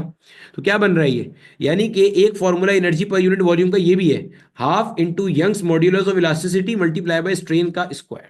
जब आप टीपीपी सॉल्व करोगे तो आपको माजी में एक क्वेश्चन ये वाला भी क्या होगा, मिल रहा। आगे देखो मेरा बेटा क्वेश्चन क्या कहता है, कहता है the value of force constant between applied elastic force and displacement. अब देखो यहां पे आपको मेरे बच्चे ये इन्होंने ग्राफ दिया हुआ है, ये फोर्स है और ये आपके पास यहां पे क्या दिया हुआ है, डिस्प्लेसमेंट दिया हुआ है। जहन में रख लेना, अब ये आपके पास फोर्स डिस्प्लेसमेंट ग्राफ है। इसमें आप देखोगे तो आपका जो हुक्स लॉ है वो क्या बनता है, एफ इज इक्वल टू के एक्स। के यहाँ पे आपका स्प्रिंग कांस्टेंट है। के कैसे आएगा मेरे बच्चे, एफ अपॉन एक्स करके आएगा। अब अगर आप इस ग्राफ को देखोगे तो इस ग्राफ के अंदर एफ उन्होंने लिया हुआ है वाई एक्सिस पे और एक्स उन्होंने लिया हुआ है कहाँ, एक्स एक्सिस पे। तो एफ अपॉन एक्स करने पे आपको इन एक्चुअल मिल क्या रहा है, स्लोप रहा है। तो पहले तो आप ये जहन में रख लेना कि अगर आप फोर्स डिस्प्लेसमेंट ग्राफ का स्लोप लेते हो तो फोर्स डिस्प्लेसमेंट ग्राफ का स्लोप आपको क्या देता है जनाब, स्प्रिंग कांस्टेंट देता है, या जिसको यहां पे ये कह रहा है वैल्यू ऑफ फोर्स कांस्टेंट। ये जो फोर्स कांस्टेंट होता है ये बेसिकली स्प्रिंग की रिजिडिटी बताता है। ये हम ऑसिलेशन वाले चैप्टर में भी पढ़ेंगे। यहां पे इसका तस्करा इसलिए आ रहा है क्योंकि हम मटेरियल की मैकेनिक्स पढ़ रहे हैं जिसमें उसकी रिजिडिटी होती है। अब स्लोप निकालने का एक तरीका delta Y upon delta X होता है, और एक तरीका मेरे बच्चे हमारे पास क्या होता है, टेंजेंट थीटा का होता है।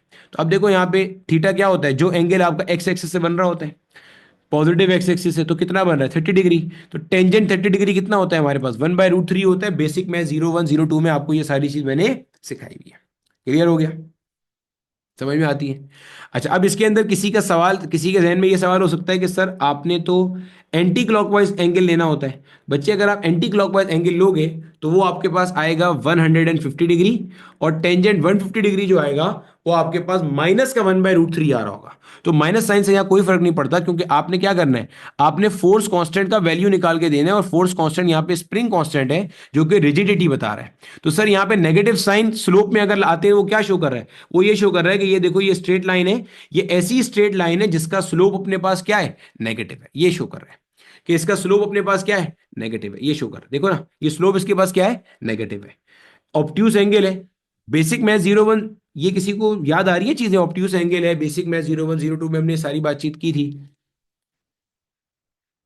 बोलो, क्लियर हो गया यहां तक सबको।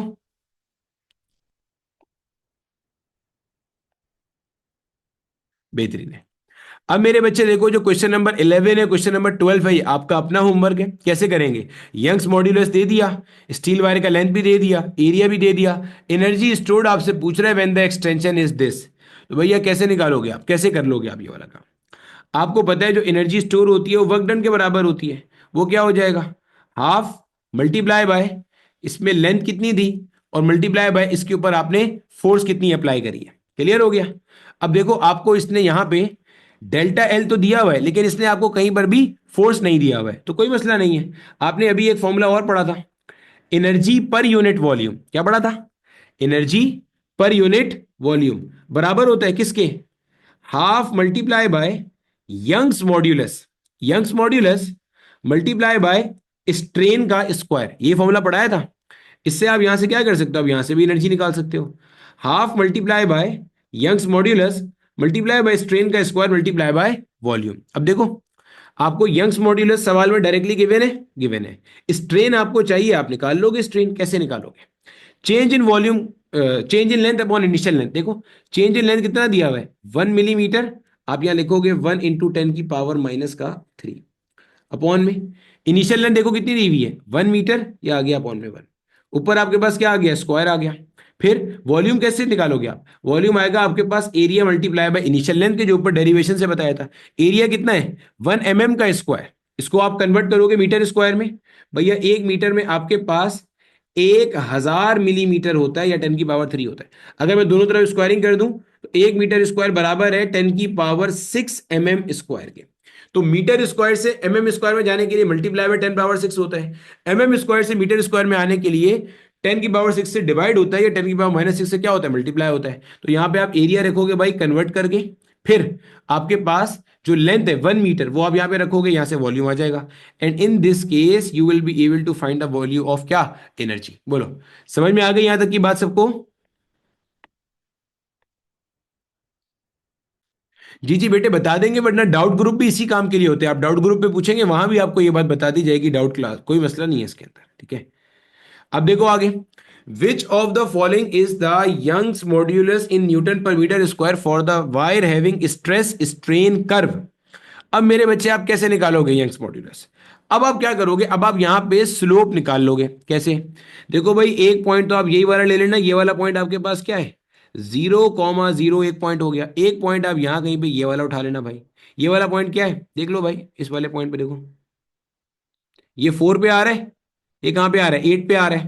तो आप बोलोगे यहां पे जो मेरा बेटा आपके पास एक्स एक्सिस की वैल्यू है वो क्या है, 4 है, और जो वाई की वैल्यू है वो क्या है, 8। और यहां देखो क्या लिखा हुआ है, मल्टीप्लाई बाय 10⁻7, तो 8 × 10⁻7 न्यूटन पर मीटर स्क्वायर, ये आ गया।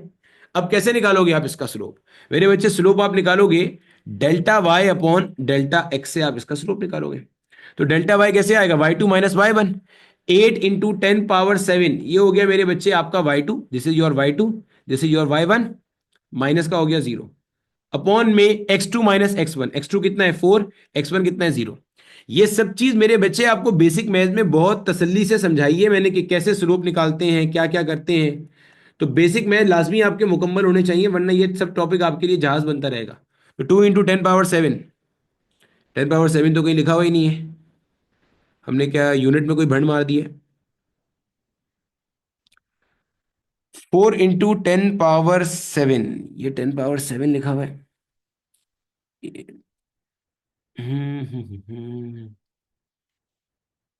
एक मिनट तो जरा मैं इसको मजीद चेक भी कर लूँ कि ये 2 × 10⁻7 दिया होता है क्या दिया हुआ है। ठीक है, क्योंकि अगर ये ब्रैकेट में 10⁻11 दिया होगा तो वहां पे पावर में 11 आएगी, अदरवाइज पावर में 11 का आना मुमकिन नहीं। ठीक है, 2 मिनट दो बच्चे, जहां से ये सवाल छापा मारा है वहां से मैं उसको कंफर्म कर लूँ। ये देखो, ये हमने इसके अंदर ना ये चीज देखो, हमने इसके अंदर कहाँ बोंगी मारी है, हमने इसके अंदर ये बोंगी मारी है, ये देखो ये मुझे दिखा नहीं था। अच्छा मैं इसको 10 समझ रहा था, आई एम एक्सट्रीमली सॉरी यार, इस प्रिंट क्वालिटी की वजह से इसको मैं 10 समझ रहा था। हालांकि ये एक्चुअल में ये लिखा हुआ है मल्टीप्लाई बाय 10⁻⁻4। तो आई एम वेरी सॉरी, ये क्या लिखा हुआ है, ये लिखा हुआ है मल्टीप्लाई बाय 10⁻⁻4। अच्छा मुझे ये लग रहा था ये लिखा हुआ है 2 4 6 8 और फिर ये 10 आ गया। ठीक है, तो ये मुझे लग रहा था और मैंने बोला ये शायद कोई मक्खी प्रिंट हो गई साथ में। तो खैर दोबारा से ये वाला पॉइंट मैं आपको बता देता हूँ। ये जो था इसको मैंने यहां से ऐसे काटा, ये वाला पॉइंट क्या हो जाएगा, 4 × 10⁻⁴ एक्स का पॉइंट है, और 8 × 10⁻7 ये मेरा बेटा आपके पास वाई वाला पॉइंट उठ करके आ गया। ठीक है, यहां पे लाके मैं वैल्यूज को प्लेस कर देता हूं।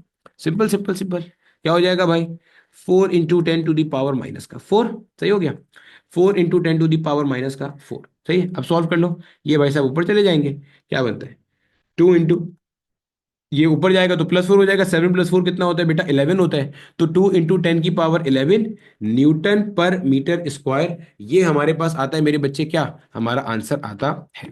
ठीक हो गया, ये हमारे पास है।